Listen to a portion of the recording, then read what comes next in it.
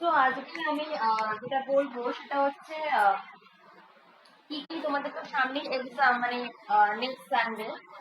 তো কি কি পড়বে, মানে সব থেকে গুরুত্ব দিয়ে কোনগুলো পড়বে সেটা আজকে তোমাদের বলা হবে, এবং একটা খাতা এবং একটা পেন নিয়ে বসবে। তো প্রথমে যেটা তোমাদের রয়েছে, তোমরা সব থেকে বেশি ইম্পর্টেন্স দেবে হচ্ছে হ্যাঁ ভারতীয় দর্শন, মানে Indian philosophy, western philosophy and logic. তোমরা এটা জানো যে তোমাদের কিন্তু এই তিনটে ইউনিট থেকে সব থেকে বেশি কোশ্চেন দেয়। আর আদারওয়াইজ যে ইউনিটগুলো রয়েছে যেমন মনোবিদ্যা, সাইকোলজি, সাইকোলজি থেকে যদি দেখা যায় 3 থেকে 4টে, এর বেশি কিন্তু কোশ্চেন দেয় না। হ্যাঁ, কেউ কিছু বলছো? বিশ্বরূপ? আচ্ছা, তো যেটা বলছিলাম যে সাইকোলজি থেকে কিন্তু 3 থেকে 4টে, এর বেশি কিন্তু কোনো কোশ্চেন দেয় না। আর হচ্ছে সোশ্যাল এন্ড পলিটিক্যাল ফিলোসফি, এটার থেকেও কিন্তু সেরকম এরকম 3 থেকে 4টে এরকম কোশ্চেন আছে। তোমাদের সব থেকে কিন্তু ইম্পর্টেন্ট যেগুলো, আর নীতিবিদ্যা, নীতিবিদ্যা রয়েছে ওখানে এরকম 5টা 6টা মতো কোশ্চেন দেয়। তো আমরা আজকে যেটা পড়বো, মানে যেটা দেখবো সেটা হচ্ছে ভারতীয় দর্শন, পাশ্চাত্য দর্শন অ্যান্ড লজিক, এই তিনটে নিয়ে আমরা আগে মানে সাজেশন গুলো আমি দেবো, তারপরে কিছু কোশ্চেন তোমাদের আমি প্র্যাকটিস করাবো। ওকে, তো প্রথমে যেটা আমি ভারতীয় দর্শনে আসছি, প্রথমেই তোমাদের সাব টপিকে যেটা রয়েছে ভারতীয় দর্শনের মৌলিক কি বৈশিষ্ট্য, মানে ভারতীয় দর্শনের মৌলিক বৈশিষ্ট্য, general features of Indian philosophy. এখান থেকে তোমরা কি কি পড়ে যাবে, লাস্ট মুহূর্তে কি কি ওপর সব থেকে বেশি গুরুত্ব দেবে। যেমন কোন দর্শন বেদ অনুগত, মানে বেদের ওপর বিশ্বাস করে, আর কোন দর্শন বেদে অবিশ্বাসী, মানে ভারতীয় দর্শন থেকে এগুলো পড়বে যে কোনটা আস্তিক দর্শন কোনটা নাস্তিক দর্শন। কারণ এবার কিন্তু কোশ্চেন একটু সোজা আসার চান্স রয়েছে, ঠিক আছে, এগুলো তোমাদের দিতেই পারে। তারপরে প্রমাণ কি, প্রমাণ কি, প্রমেয় কি, একটু লিখে নাও, ঠিক আছে। আমি একটুখানি বলে দিই যে প্রমা কি, কারণ এই চ্যাপ্টারটা থেকে একদম মানে সোজা সোজা কোশ্চেনই আসার চান্স আছে তোমাদের। প্রমা, প্রমা হচ্ছে যেটা হচ্ছে প্রকৃষ্ট বা যথার্থ, যে জ্ঞান যথার্থ তাই হচ্ছে প্রমা। প্রমাণ কি? যে উপায়, যে উপায় আমরা সেই যথার্থ জ্ঞানটা লাভ করতে পারি তার নামই হচ্ছে কিন্তু প্রমাণ। আর প্রমেয় কি, প্রমেয় হচ্ছে হ্যাঁ প্রমেয়, প্রমেয় কি, প্রমেয় হচ্ছে ভারতীয় দর্শনের যথার্থ জ্ঞানকে বলা হয় হচ্ছে প্রমেয়, ঠিক আছে। যেটা হচ্ছে প্রমার বিষয়, মনে রাখবে যেটা হচ্ছে প্রমার বিষয় তাকে বলা হয় হচ্ছে প্রমেয়। এগুলো থেকে তোমাদের কোশ্চেন আসার চান্স রয়েছে।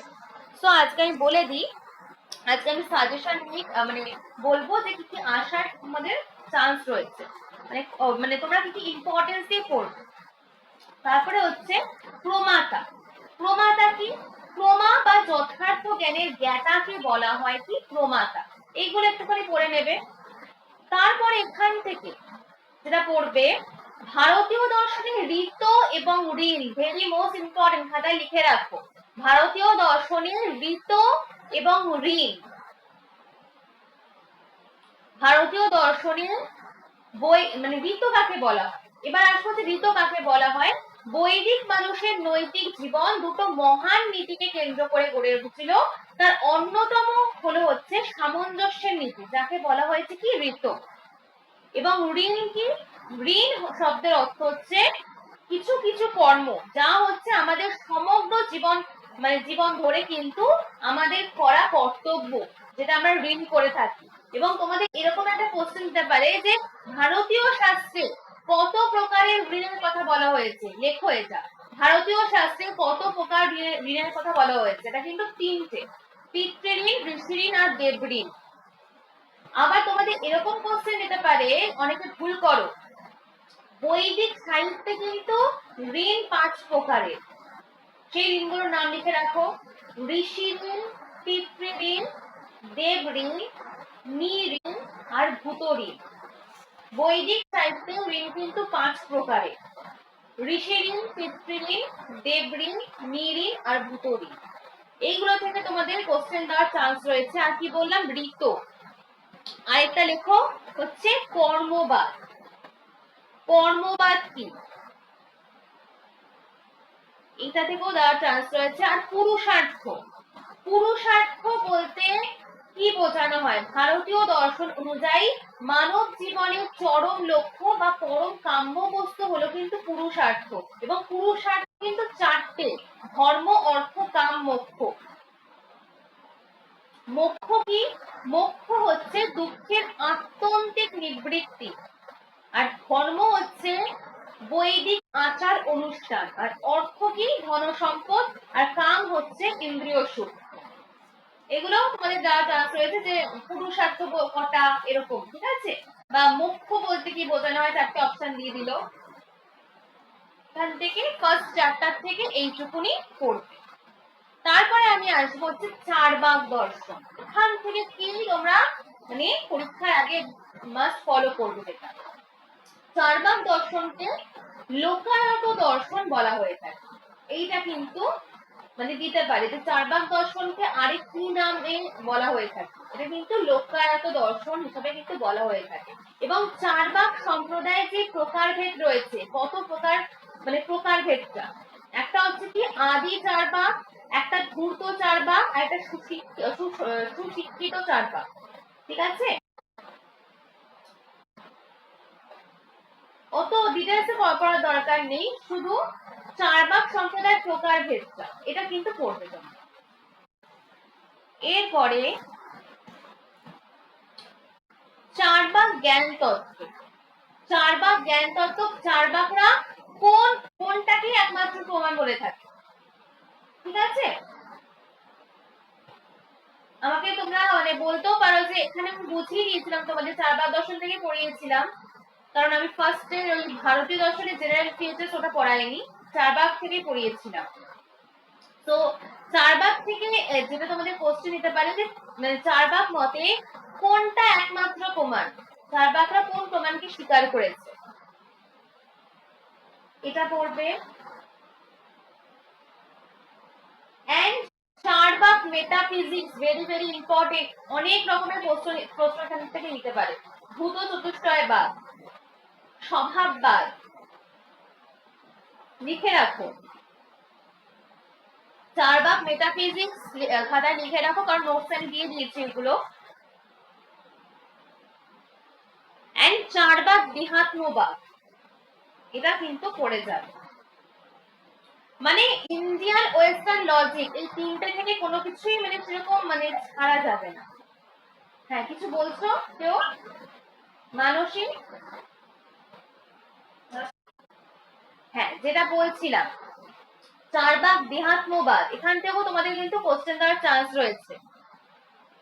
এন্ড চারবাকরা কেন সোলকে খণ্ডন করে, মানে সোল এগুলোকে কেন বিশ্বাস করে না, জন্মান্তরবাদ, সোল এগুলোকে বিশ্বাস করে না। ঠিক আছে? এন্ড এটা মনে রাখবে যে চারবাক নীতি তত্ত্বে চারবাকরা কত প্রকারের পুরুষার্থকে স্বীকার করেছে। চারবাকরা, মানসী তোমার মাইক্রোফোনটা অফ করো। মানসী? হ্যাঁ, যেটা বলছিলাম যে চারবাকরা কত মানে মোক্ষের তো দুটোকে স্বীকার করেছে, ধর্ম, অর্থ, কাম, মোক্ষ। এই চারটের মধ্যে চারবাকরা কোনগুলোকে স্বীকার করেছে? চারবাকরা কাকে স্বীকার করেছে? অর্থ এবং কাম। মনে রাখবে চারবাকরা কিন্তু অর্থ এবং কাম এই দুটোকে কিন্তু স্বীকার করেছিলেন। ঠিক আছে? হ্যাঁ বলো।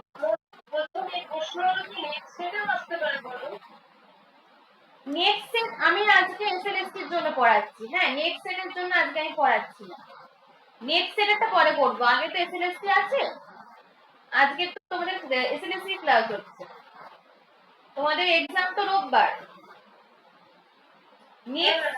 হ্যাঁ, নেক্সট সেটে আসতে পারে, কিন্তু আজকে আমি যেটা দেখেছি সেটা হচ্ছে অনলি এসএলএসটির জন্য, কোনো নেক্সট সেটের জন্য নয়। ঠিক আছে? তোমাদের রোববার এক্সাম, তাই জন্য আজকে সাজেশনটা দেওয়া হচ্ছে যে কোনগুলো তোমরা আরো বেশি, সবটাই তো পড়বে, বেশি গুরুত্ব দিয়ে এক্সামের আগে কোনগুলো পড়বে, এই জন্য কিন্তু আজকের ক্লাসটা দেওয়া। ওকে, তো চার্বাক নীতি তত্ত্বে এইটুকুনি পড়বে যে কোন কোন পুরুষার্থকে স্বীকার করেছে চার্বাক। অর্থ এবং কাম, মনে রাখবে অর্থ এবং কামকে স্বীকার করেছে। এরপরে আমরা চলে আসবো হচ্ছে জৈন দর্শন। জৈন দর্শন থেকে আমরা কোনটা পড়বো? জৈন জ্ঞান তত্ত্ব। জৈন জ্ঞান তত্ত্ব এপিস্টেমোলজি। জৈন মতে জ্ঞান কত প্রকারের, ভেরি ভেরি ইম্পর্টেন্ট। জৈন মতে, জৈন এপিস্টেমোলজি থেকে আমরা আগেই পড়বো যে জৈন মতে জ্ঞান কত প্রকারের। একটা কি জ্ঞান? অপরোক্ষ, আরেকটা হচ্ছে পরোক্ষ জ্ঞান। এবং পরোক্ষ জ্ঞান দুই প্রকারের। দেখো, পরোক্ষ জ্ঞান দুই প্রকারের, মতি ও শ্রুত। এবং অপরোক্ষ জ্ঞান তিন প্রকারের, অবধি, মনোপর্যায়, কেবল। এখান থেকে তোমাদের কিন্তু কোশ্চেন দিতে পারে, এবং এরকমও কোশ্চেন আসতে পারে যে মতি, এই মতি জ্ঞান কি ধরনের হয়, বা শ্রুত জ্ঞান কেমন হয়, তোমাদেরকে আমি পড়িয়েছিলাম এগুলো সব। অবধি জ্ঞান কেমন হয়? যেমন মতি হচ্ছে যে জ্ঞান আমাদের মনের ক্রিয়া বা আমাদের যে পঞ্চ জ্ঞানেন্দ্রিয় রয়েছে তার মাধ্যম দিয়ে লাভ করা যায়, সেটাকে কি বলা হয়? মৌখিক জ্ঞান। শ্রুত, যে জ্ঞানটা আমরা শুনে পাই, শ্রুত, সেটা হচ্ছে শ্রুত জ্ঞান। আরেকটা অবধি জ্ঞান। অবধি জ্ঞান কি? যেই জ্ঞানটা এরকম বলতে পারে অবধি জ্ঞান লিমিটেড নলেজ, যেটা কি সীমিত, এবং জ্ঞাতা এখানে তার সাধনা লব্ধ অসাধারণ শক্তি বলে, যেটা অতীত ভবিষ্যৎ এবং যেটা অনেক দূরবর্তী রয়েছে এই সূক্ষ্ম পদার্থ সম্পর্কে যখন জ্ঞান অর্জন করতে পারে, সেই জ্ঞানটাই হচ্ছে অবধি জ্ঞান। এই সাক্ষাৎ জ্ঞানের বস্তু কিন্তু সীমিত। তাহলে এরকম কিন্তু দিতে পারে যে অবধি জ্ঞান কেমন প্রকারের। তারপরে মনোপর্যায় জ্ঞান। মনোপর্যায় জ্ঞান কেমন? এটা কিন্তু রাগ, দ্বেষ, হিংসা প্রভৃতি যখন মানুষ জয় করতে পারবে, তার ভেতরে একটা শক্তির উদ্ভব হয়, যার দ্বারা তিনি অন্যের সুখ দুঃখকে বা তোমার মানসিক অবস্থাকে যখন আমি জানতে পারবো, সেটাকে বলা হচ্ছে কি? মনোপর্যায় জ্ঞান। অপরের মানসিক অবস্থা সম্বন্ধে যখন আমরা জ্ঞান লাভ করতে পারি। তো আমি এখন ডিটেলস আসছি না, কারণ আমাকে অনেকটা বলতে হবে আজকে। এই জ্ঞানগুলো তোমরা পড়বে। কেবল জ্ঞান, এটা কিন্তু সব থেকে সর্বোচ্চ স্তরের জ্ঞান। কি বলা হয়? সর্বোচ্চ স্তরের জ্ঞান, এটা কিন্তু কেবল জ্ঞান। ঠিক আছে, এগুলো কিন্তু ডিটেলসে পড়বে, ডিটেলসে। আমি কিন্তু বারবার করে বলছি, এগুলো থেকে কোশ্চেন আসার চান্স রয়েছে, ডিটেলসে পড়বে। এবং জৈনরা, চার্বাকরা কত প্রকার প্রমাণ স্বীকার করেছে। চার্বাকরা যেমন এক প্রকারের প্রমাণ স্বীকার করেছে, প্রত্যক্ষ প্রমাণ। ঠিক আছে, জৈনরা কিন্তু তিন প্রকারের প্রমাণ স্বীকার করেছে। প্রত্যক্ষ, অনুমান, শব্দ। কোন দর্শনে কতগুলো প্রমাণ স্বীকার করা হয়েছে, ভেরি মাচ ইম্পর্টেন্ট, লিখে রাখো খাতায়। এখান দিয়ে তোমাদের কোশ্চেন আসার চান্স রয়েছে। এবং জৈন দর্শনে কতজন তীর্থঙ্কর ছিলেন? 24 জন তীর্থঙ্কর ছিলেন। প্রথম এবং শেষ তীর্থঙ্করের নামটা শুধু পড়বে। ঠিক আছে, প্রথম এবং শেষ তীর্থঙ্কর কারা ছিলেন এটা শুধু পড়বে। এবং জৈনরা কিন্তু দুটো সম্প্রদায় বিভক্ত হয়েছিলেন, একটা কি শ্বেতম্বর আর একটা দিগম্বর। একটা শ্বেতম্বর, একটা দিগম্বর। তারপরে যেটা ইম্পর্টেন্ট সব থেকে বেশি, অনেকান্তবাদ। এরকম দিতে পারে তোমাদের কোশ্চেন যে জৈনদের মেটাফিজিক্স সম্বন্ধে মতবাদটাও কিন্তু অনেকান্তবাদ। ঠিক আছে, আর জৈনদের এপিস্টেমোলজিক্যাল মতবাদটা কি? শ্বেতবাদ। এরকম কোশ্চেনও তোমাদের দিতে পারে। ঠিক আছে, এন্ড জৈন মতে সম্যক দর্শন, সম্যক জ্ঞান, সম্যক চরিত্র, এই তিনটে কিন্তু ত্রিরত্ন। লিখে রাখো, এই ধরনের কোশ্চেন আসবে। এই তিনটে কিন্তু ত্রিরত্ন, জৈন মতে ত্রিরত্ন কোনগুলো? সম্যক দর্শন, সম্যক জ্ঞান এবং সম্যক চরিত্র। আর Anekantavada, very much important, manyness of reality. কাকে বলা হয় অনেকান্তবাদ? মেনিনেস of reality. লিখে নাও কিন্তু এগুলো। এবং জৈনদের শ্বেতবাদ এবং সপ্তভঙ্গি নয়, সপ্তভঙ্গি নয় এবং শ্বেতবাদ। এবং সপ্তভঙ্গি নয়ে যেই সাতটা যেই নয় ছিল, শ্বেত অস্থি বলতে কি বোঝানো হয়, শ্বেত নাস্তি, এগুলো তো খুব সোজা, তোমরা একটুখানি রিডিং দিলেই হয়ে যাবে এটা। শ্বেত অস্তিত্ব নাস্তিত্ব, শ্বেত অবক্তব্য, শ্বেত অস্তিত্ব অবক্তব্য, শ্বেত নাস্তিত্ব অবক্তব্য, শ্বেত অস্তিত্ব নাস্তিত্ব অবক্তব্য।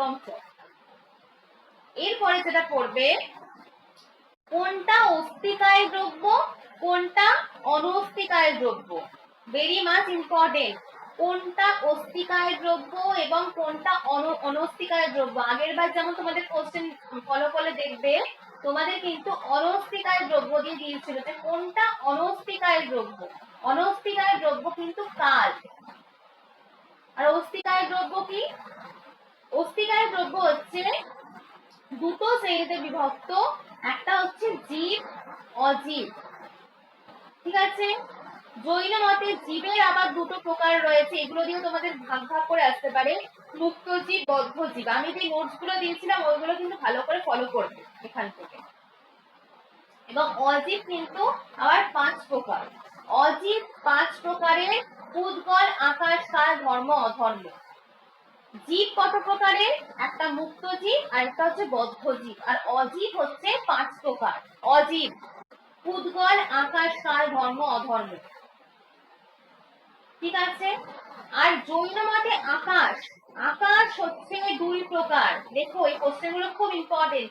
জৈন মতে আকাশ হচ্ছে 2 প্রকারের, একটা লোকাকাশ আর একটা আলোকাকাশ।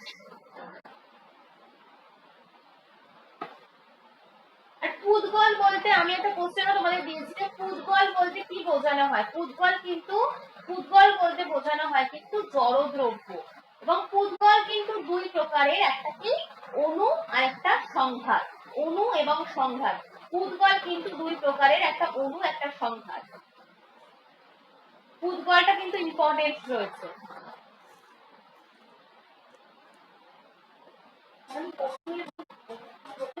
হ্যাঁ, কি কি বলছো বলো, শুনতে পাচ্ছি না। হ্যাঁ, পুদ্গল হচ্ছে 2 প্রকারের, একটা অণু আর একটা হচ্ছে সংঘাত। সংঘাত বা স্কন্ধ। ঠিক আছে,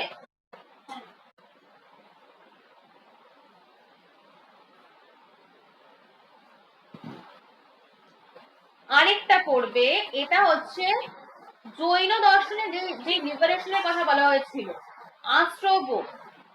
জৈন দর্শনে আশ্রব্য কাকে বলা হয়? জৈন দর্শন মতে আত্মা বা জীব, জীবের দিকে যখন প্রবাহিত হয়ে আত্মা বা জীবের সংযুক্ত হয়। জৈন দর্শন মতে জলস্রোতের মতে কর্মস্রোত আত্মা বা জীবের দিকে প্রবাহিত হয়ে আত্মা বা জীবে যখন সংযুক্ত হয়ে যায় তখন এই গতিকে আশ্রব্য বলা হয়। আমি ক্লাসে এগুলো আরো ডিটেলসে পড়িয়েছিলাম, এখন আমার মানে সম্ভব নয় এত ডিটেলসে পড়ানো। আশ্রব্য, তারপরে হচ্ছে এগুলো পড়বে সম্বর, নির্জরা। জীবের মুক্তি সম্ভব হয় কিভাবে? তোমাদের কোশ্চেন দিতে পারে, জীবের মুক্তি লেখো। জীবের মুক্তি সম্ভব হয় কিভাবে? সম্বর ও নির্জরার মাধ্যম দিয়ে। এবং সম্বর কাকে বলা হয়? লেখো, আত্মার মধ্যে নতুন পুদ্গলের যখন অনুপ্রবেশটা বন্ধ করে দেওয়া হয় তখন তাকে বলা হয় সম্বর। এবং আমাদের কিন্তু সম্বর ব্যতীত মুক্তি লাভ করা যায় না। সম্বর ব্যতীত আমরা কখনো মুক্তি লাভ করতে পারি না। এবং যে পথে জীব তার পূর্বকৃত কর্মের প্রভাব থেকে মুক্ত হতে পারে তাকে বলা হয় কিন্তু নির্জর। আর এই সম্বর নির্জরার মাধ্যম দিয়ে কিন্তু জীব মুক্তি লাভ করতে পারে। এটা লিখে রাখো, আরেকটা ইম্পর্টেন্ট পয়েন্ট। আশ্রব, আশ্রব কিন্তু বন্ধনের কারণ। একটা সংসার চক্রে যখন আমরা বদ্ধ হয়ে যাই সেটা কিন্তু কিসের ফলে হয়? আশ্রবের ফলে হয়। আর সম্বর, এই সম্বর যখন হয় সেটা কিন্তু মোক্ষের কারণ, আমরা লিবারেশন পেয়ে যাই। এই মোক্ষের কারণ কিন্তু সম্বর। তোমাদের কোশ্চেন দিতে পারে যে সম্বর হচ্ছে কিন্তু মোক্ষের কারণ আর আশ্রব হচ্ছে কিন্তু বন্ধনের কারণ। ইম্পর্টেন্ট রয়েছে এটা। এবং কোন দর্শন নিরীশ্বরবাদী আর কোন দর্শনে ঈশ্বর স্বীকার করা হয়েছে এগুলো একটু পড়তে।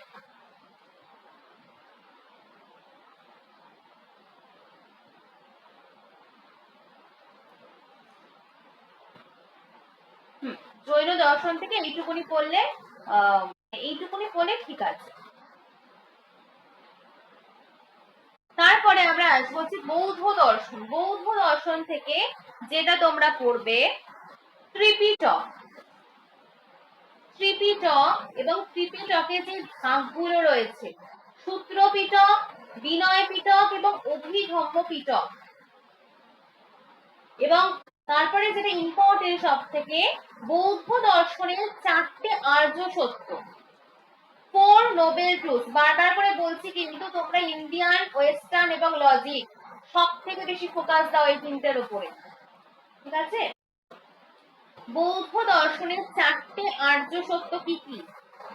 4টে আর্য সত্য হচ্ছে, দুঃখ হচ্ছে জীবন জীবন দুঃখময়, ফার্স্ট আর্য সত্য। দুঃখ সমুদয়, দুঃখের কারণ আছে। দুঃখ নিরোধ, দুঃখ নিবৃত্তি সম্ভব এবং দুঃখ নিবৃত্তির উপায় রয়েছে। এই 4টে আর্য সত্য পড়বে।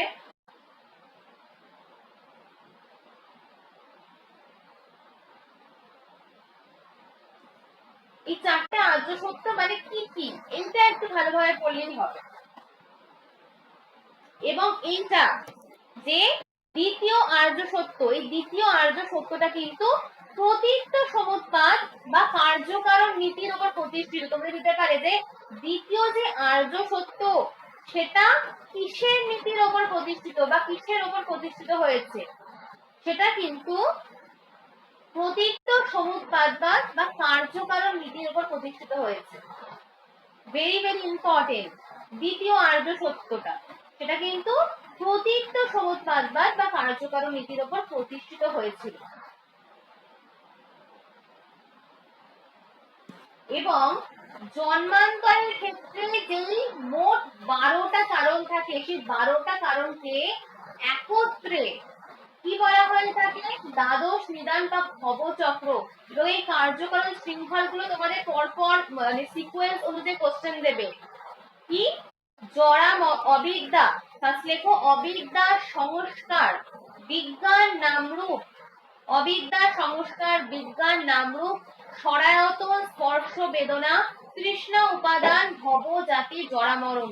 সিকোয়েন্স অনুযায়ী কিন্তু কোশ্চেন দিতে পারে এখান থেকে। এই 12টাটি দ্বাদশ নিদান রয়েছে, তার সিকোয়েন্স এরকম ভাবে লিখে রাখো খাতা, সেটা মাস্ট ইম্পর্টেন্ট পড়তে হবে।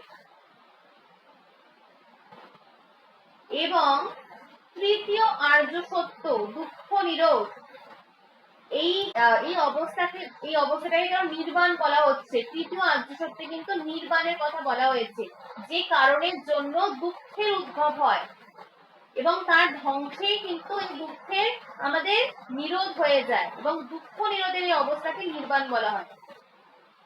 এটা কিন্তু তৃতীয় আর্য সত্যে কিন্তু বলা হয়েছে। এবং চতুর্থ আর্য সত্য, এই চতুর্থ আর্য সত্যে কি বলা হয়েছে? অষ্টাঙ্গিক মার্গের কথা।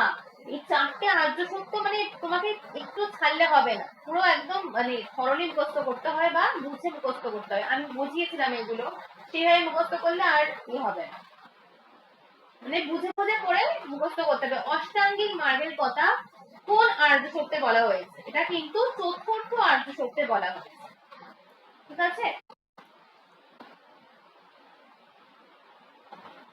আরেকটা ইম্পর্টেন্ট হচ্ছে বৌদ্ধ দার্শনিক তত্ত্ব প্রতীক্ত সমুৎপাদবাদ, theory of dependent origination. Very very important, theory of dependent origination, প্রতীক্ত সমুৎপাদ, theory of dependent origination. Very very important. তারপরে যেটা আসবো হচ্ছে বৌদ্ধরা আত্মাকে কি বলেছে? বৌদ্ধরা কিন্তু চেতনার অবিরাম ধারা বা প্রবাহকে কিন্তু আত্মা বলেছেন। এবং বৌদ্ধদের আত্মা সম্পর্কিত মতবাদকে কি বলা হয়? কোশ্চেন দিতেই পারে। বৌদ্ধদের আত্মা সম্পর্কিত মতবাদকে কি বলা হয়? নৈরাত্ম্যবাদ। নৈরাত্ম্যবাদ। এবং এই নৈরাত্ম্যবাদের আসল যে মূল কথাটা সেটা কিন্তু একটু মনে রাখবে। এই নৈরাত্ম্যবাদ অনুযায়ী কিন্তু মানসিক বা বাহ্যিক সত্তা হচ্ছে কিন্তু সন্তান বা প্রবাহ এবং সংঘাত বা অবস্থা, সংঘাতবাদের সমষ্টি।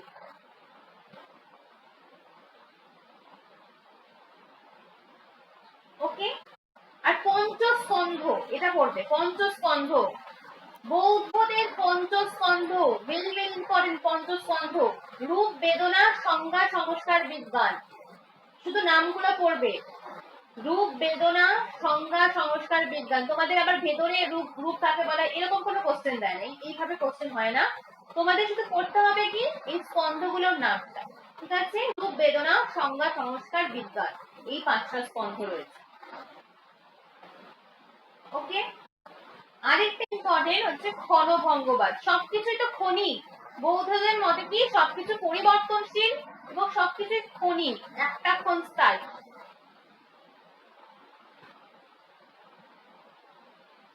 এবং বৌদ্ধ দর্শনের 4টে যে সম্প্রদায় রয়েছে, আগেরবার তোমাদের একটা কোশ্চেন দিয়েছিল যে বাহ্য অনুমেয়বাদ, বাহ্য অনুমেয়বাদী কারা, সৌতান্ত্রিকরা। এবার তোমাদের দিতেই পারে যে বাহ্য প্রত্যক্ষবাদী কারা, বৈভাষিকরা। ঠিক আছে, এই 4টে সম্প্রদায় কিন্তু ভালোভাবে পড়তে হবে যে কোন সম্প্রদায় কোনটা কোন প্রমাণকে স্বীকার করেছে। এবং শূন্যবাদী, সবকিছুই শূন্য। ঠিক আছে, আলয় বিজ্ঞান, যোগাচারগণ কি বলেছিলেন যে মনকে আলয় বিজ্ঞান নাম দিয়েছিলেন, এবং আচার্য অসঙ্গ কিন্তু এই আলয় বিজ্ঞান মতবাদের প্রবর্তক। আমি কিন্তু একটা কোশ্চেনে দিয়েছিলাম তোমাদের, মানে যখন মক টেস্ট নিয়েছিলাম। এখান থেকে এই অষ্টাঙ্গিক মার্গ কোনগুলো? অষ্টাঙ্গিক মার্গ সম্যক দৃষ্টি, সম্যক সংকল্প, সম্যক বাক, সম্যক কর্মান্ত, সম্যক আজিম, সম্যক ব্যায়াম, সম্যক স্থিতি, সম্যক সমাধি, কোনগুলো অষ্টাঙ্গিক মার্গ। এবং দ্বাদশ নিদান কোনগুলো, যেটা বললাম ভেরি ভেরি ইম্পর্টেন্ট, সিকোয়েন্স অনুযায়ী দেবে যে এইগুলো সিকোয়েন্স অনুযায়ী 4টে বিল তোমাদের মিলাতে হবে। দ্বাদশ নিদান অবিদ্যা, সংস্কার, বিজ্ঞান, নামরূপ, সনাতন, স্পর্শ, বেদনা, কৃষ্ণ উপাদান, ভব, জাতি, জরা, মরণ। এবং 4টে আর্য সত্য পড়বে, দুঃখ, দুঃখের কারণ আছে, দুঃখ নিরোধ এবং দুঃখ নিরোধের উপায়। আর পঞ্চস্কন্ধ, 5টা স্কন্ধ পড়বে। এবং বৌদ্ধ সম্প্রদায় যেই স্কুলগুলো রয়েছে তারা সৌতান্ত্রিকরা যেমন বাহ্য অনুমেয়বাদী, বৈভাষিকরা বাহ্য প্রত্যক্ষবাদী, মহাযান যোগাচাররা কি বিজ্ঞানবাদী, আর মাধ্যমিকরা কিন্তু শূন্যবাদ। এইটা কিন্তু তোমাদের পড়তে হবে। ওকে, বৌদ্ধ দর্শন হয়ে গেল। এরপরে আমরা আসবো হচ্ছে সব থেকে মানে বেশি কোশ্চেন দেয় কিন্তু ন্যায় বৈশিক দর্শন থেকে। ন্যায় বৈশিক দর্শন খুব ইম্পর্টেন্ট। আগেরবার তোমাদের দিয়েছিল যে ন্যায় দর্শনের প্রতিষ্ঠাতা কারা, তোমরা কিন্তু সব দর্শনের প্রতিষ্ঠাতা গুলোর নাম ভালোভাবে পড়বে, মানে সব দর্শনের প্রতিষ্ঠাতা কারা। ন্যায় দর্শনের প্রতিষ্ঠাতা কে? মহর্ষি গৌতম। এবং ন্যায় দর্শনকে কি নামে আরেকটা ডাকা হয়? অক্ষপাদ দর্শন, অক্ষপাদ দর্শন। এবং এরকম ভাবে কোশ্চেন যেতে পারে যে ন্যায় দর্শনকে সর্বশাস্ত্রের প্রদীপ, ন্যায় দর্শনকে সর্বশাস্ত্রের প্রদীপ কে আখ্যা দিয়েছেন? বাৎসায়ন, নামটা লিখে রাখো, বাৎসায়ন। এবং ন্যায় দর্শনের থেকে কিন্তু এরকম কোশ্চেন দিতে পারে যে ন্যায় বার্তিক, এই গ্রন্থটা কার লেখা? গ্রন্থগুলো থেকে কোশ্চেন দেবে তোমাদের। ন্যায় বার্তিক কিন্তু উদ্যোতকরের লেখা, ন্যায় ভাষ্য বাৎসায়নের লেখা, বাচস্পতি মিশ্রের কিন্তু ন্যায় বার্তিক তাৎপর্য টিকা, উদয়নাচার্যের কিন্তু ন্যায় কুসুমাঞ্জলি, এগুলো ভালোভাবে পড়বে। তাৎপর্য টিকা পরিশুদ্ধি কিন্তু জয়ন্ত ভট্টের, জয়ন্ত ভট্টের ন্যায় মঞ্জুরি, জয়ন্ত ভট্টের ন্যায় মঞ্জুরি খুব ইম্পর্টেন্ট। জয়ন্ত ভট্টের ন্যায় মঞ্জুরি খাতায় লেখো। শ্রীধর ভট্টের ন্যায় গন্ধলি, এইগুলো কিন্তু পড়তে হবে তোমাদের, উল্লেখযোগ্য যে গ্রন্থগুলো রয়েছে।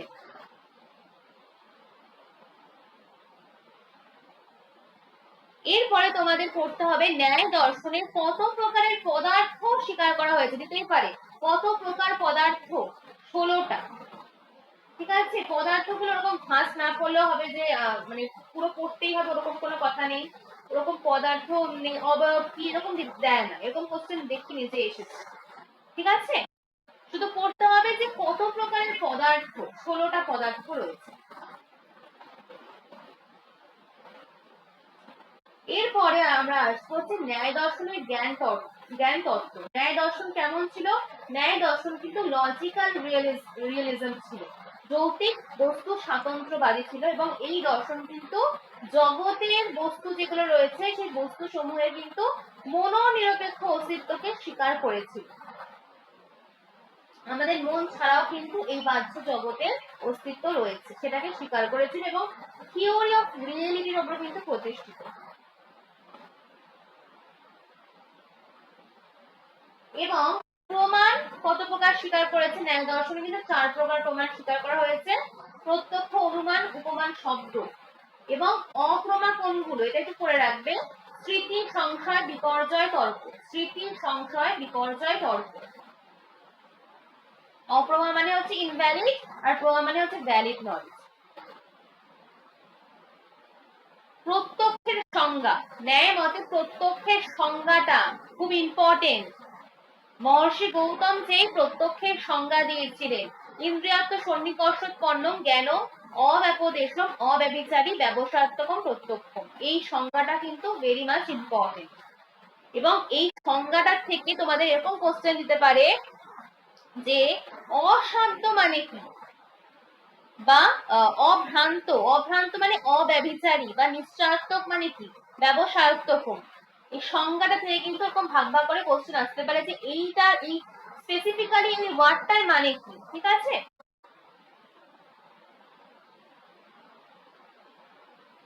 এবং যেটা রয়েছে লৌকিক প্রত্যক্ষ, লৌকিক প্রত্যক্ষ, অলৌকিক প্রত্যক্ষ, খুব ইম্পর্টেন্ট। লৌকিক প্রত্যক্ষ, অলৌকিক প্রত্যক্ষ, এবং এই ভাগগুলো কিন্তু করতে হবে তোমাদের। নির্বিকল্প প্রত্যক্ষ, সবিকল্প প্রত্যক্ষ, প্রত্যভিজ্ঞা। আমি তোমাদের একটা চার্ট দিয়ে দিয়েছিলাম, সেই চার্টটা কিন্তু মানে পড়ে যাবে। এই প্রত্যক্ষে একটা চার্ট দিয়েছিলাম তোমাদের, যখন ক্লাস নিয়েছিলাম, সেই চার্টটা পড়বে। আর এখান থেকে যেগুলো দেবে সেটা হচ্ছে কি, একটা উদাহরণ দিল যে সামান্য লক্ষণ অলৌকিক প্রত্যক্ষকে কত ভাগে ভাগ করা যায়। সামান্য লক্ষণ প্রত্যক্ষ, জ্ঞান লক্ষণ প্রত্যক্ষ এবং যোগজ প্রত্যক্ষ। তোমাদের একটা এরকম দিয়ে দিল যে আইস লুকস কোল্ড, আইস লুকস কোল্ড, এটা কোন ধরনের প্রত্যক্ষ? দিতেই পারে তোমাদের। আইস লুকস কোল্ড এটা কোন ধরনের প্রত্যক্ষ? ঠিক আছে, বলতে হবে এটা হচ্ছে জ্ঞান লক্ষণ প্রত্যক্ষ। বা সামান্য লক্ষণ প্রত্যক্ষে দিলে হচ্ছে মনুসত্ব, মনুসত্ব এটা কোন ধরনের প্রত্যক্ষ? এটা হচ্ছে সামান্য লক্ষণ প্রত্যক্ষ। আবার যোগজ প্রত্যক্ষতেও দিতে পারে তোমাদের এখানে একটা দিয়ে, যে যোগীরা যেই প্রত্যক্ষ করে সেটা কোন ধরনের প্রত্যক্ষ? যোগজ প্রত্যক্ষ। এবং যোগজ প্রত্যক্ষকে দুভাগে ভাগ করা যায়, কিভাবে? যুক্ত যোগী আর যুগদান যোগী, যুক্ত যোগী আর যুগদান যোগী। ঠিক আছে, এইটা। আর হচ্ছে সন্নিকর্ষ, ভেরি ভেরি ইম্পর্টেন্ট। সন্নিকর্ষ এরকম দিল যে ঘটরূপে রূপত্ব জাতি প্রত্যক্ষে, ঘটরূপে রূপত্ব জাতি প্রত্যক্ষে কোন রকমের সন্নিকর্ষ হয়ে থাকে? সেখানে কিন্তু সংযুক্ত, সমবেত, সমবায় সন্নিকর্ষ হয়ে থাকে। ঠিক আছে, এই ধরনের কিন্তু তোমাদের কোশ্চেন দেবে সন্নিকর্ষ থেকে। একটা উদাহরণ দিয়ে দিল যে শব্দ প্রত্যক্ষের ক্ষেত্রে কি সন্নিকর্ষ হয়? সেখানে কিন্তু সমবায় সন্নিকর্ষ হয়। যখন দ্রব্যের সাথে গুণের সন্নিকর্ষ হয় সেটা কিন্তু সমবায় সন্নিকর্ষ হয়। ভূতলে ঘটাভাব, ভূতলে ঘটাভাব এটা কি ধরনের সন্নিকর্ষ? এটা কিন্তু বিশেষ্য বিশেষণ ভাব সন্নিকর্ষ। এরকম কিন্তু কোশ্চেন দেবে তোমাদের সন্নিকর্ষ থেকে। উদাহরণ তুলে দিলে বলবে যে এটা কোন ধরনের সন্নিকর্ষ? সংযুক্ত সমবায় সন্নিকর্ষ, সমবায় সন্নিকর্ষ, এটা বিশেষ্য বিশেষণ ভাব সন্নিকর্ষ। তাহলে এটা কিন্তু করতে হবে তোমাদের। এরপরে ক্ষেত্রাভাস, অনুমান থেকে মোস্ট যেটা ইম্পর্টেন্ট, অনুমান থেকে দেবে তোমাদের ক্ষেত্রাভাস করতে দেবে। তো আমি ক্ষেত্রাভাস করিয়েছিলাম, এখন আর বলছি না সেই জন্য ক্ষেত্রাভাসটা। আর অনুমানের শ্রেণী বিভাগ, যে স্বার্থানুমান, পরার্থানুমান, ঠিক আছে, এগুলো একটুখানি মানে চোখ বুলিয়ে নেবে, আসার চান্স এরকম নেতাও একটু দেখে নেবে। ঠিক আছে, সবটাই করবে, আমি যেগুলো মোস্ট ইম্পর্টেন্ট ক্ষেত্রাভাস থেকে আসার চান্স রয়েছে বলে দিলাম। আর হচ্ছে কি কার্যকারণ সম্বন্ধের দিক থেকে কিন্তু অনুমানকে 3 ভাগে ভাগ করা যায়। এইটা খুব ইম্পর্টেন্ট। পূর্ববৎ অনুমান, শেষবৎ অনুমান আর সামান্যত দৃষ্ট অনুমান, খুব ইম্পর্টেন্ট। পূর্ববৎ অনুমান, শেষবৎ অনুমান আর সামান্যত দৃষ্ট অনুমান। যেমন তোমাকে দিল যে আকাশে ঘন কালো মেঘ দেখে বৃষ্টির অনুমান হলো। এটা কোন রূপ অনুমান? এটা কিন্তু পূর্ববৎ অনুমান, কারণ এখানে কারণকে দেখে কিন্তু আমি কার্যকে মানে কার্যের কিন্তু সাধ্যের সিদ্ধি হচ্ছে। সেজন্য কিন্তু যখন আমরা কারণ থেকে কার্যের অনুমান করি দ্যাট ইজ পূর্ববৎ অনুমান, আর কার্য থেকে কারণের অনুমান করলে সেটা কিন্তু শেষবৎ অনুমান। জেনে রাখবে এগুলোর উদাহরণ দিয়ে তোমাদের দিতে পারে, যে যেমন দিল যে ভোরে ঘুম থেকে উঠে উঠোনে জল দেখে অনুমান করা হয় যে রাত্রিতে বৃষ্টি হয়েছিল। এটা কোন ধরনের অনুমান? শেষবৎ অনুমান। এটা একটু দেখে রাখবা, সামান্যত দৃষ্টি অনুমান। ঠিক আছে?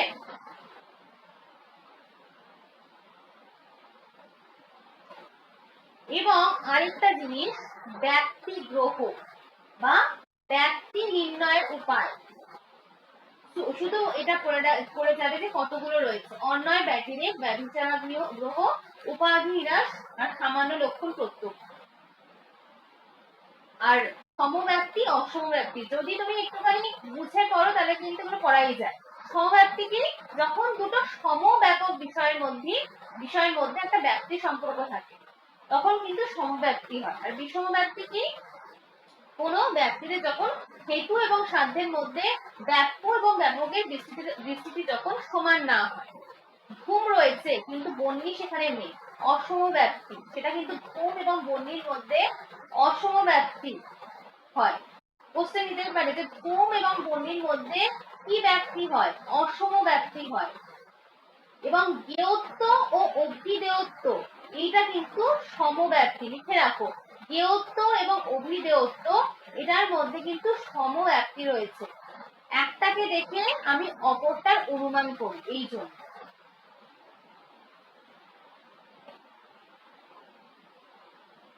অনুমান থেকে হেত্যাভাস আর এইগুলো করলেই হবে। এরপরে হচ্ছে উপমান। উপমান থেকে শুধু এইটুকুনি করবে যে উপমান কাকে বলে। যেমন মানে এখান থেকে সেরকম কোশ্চেন আসার চান্স নেই। যেমন সংজ্ঞা সঙ্গী সম্বন্ধ যেন উপমিতি। ঠিক আছে? সংজ্ঞা মানে উপমিতির সংজ্ঞাটা সাদৃশ্য জ্ঞান। এটা করবে যে নৈয়ায়িক মতে উপমান হচ্ছে যথার্থ জ্ঞান লাভের একটা উপায় বা প্রমাণ, এবং উপমান শব্দের অর্থ হচ্ছে কি? সাদৃশ্য জ্ঞান। পরিচিত কোনো বস্তুর সঙ্গে যখন অপরিচিত কোনো বস্তুর একটা সাদৃশ্য লক্ষ্য করি তাকেই বলা হয় কি? উপমান। এইটুকুনি করলেই যথেষ্ট উপমান থেকে, বেশি পড়ার দরকার নেই এখান থেকে। এরপরে যেটা রয়েছে শব্দ প্রমাণ। এই শব্দ প্রমাণ হচ্ছে, শব্দ প্রমাণ কি? আত্মব্যক্তি যখন কোনো কোনো কিছু বলে, কোনো আত্মব্যক্তি, যে ব্যক্তিটা ভ্রম, প্রমাদ এবং বিপ্রলিপ্সা এই তিনটে জিনিস থেকে যে মুক্ত। ঠিক আছে? এইখান থেকে তোমার দিতে পারে কোশ্চেন যে আত্মব্যক্তি বলতে কি বোঝানো হয়? যে ব্যক্তি ভ্রম, প্রমাদ এবং বিপ্রলিপ্সা এবং করোনা পাঠব এই চারটে দোষ শূন্য। কটা দোষ শূন্য? এই চারটে দোষ শূন্য। এবং যথার্থ বক্তা, যথার্থ বক্তা যেটা বলছিলেন, এখান থেকে এরকম ধরনের কোশ্চেন করার চান্স রয়েছে। আরেকটা হচ্ছে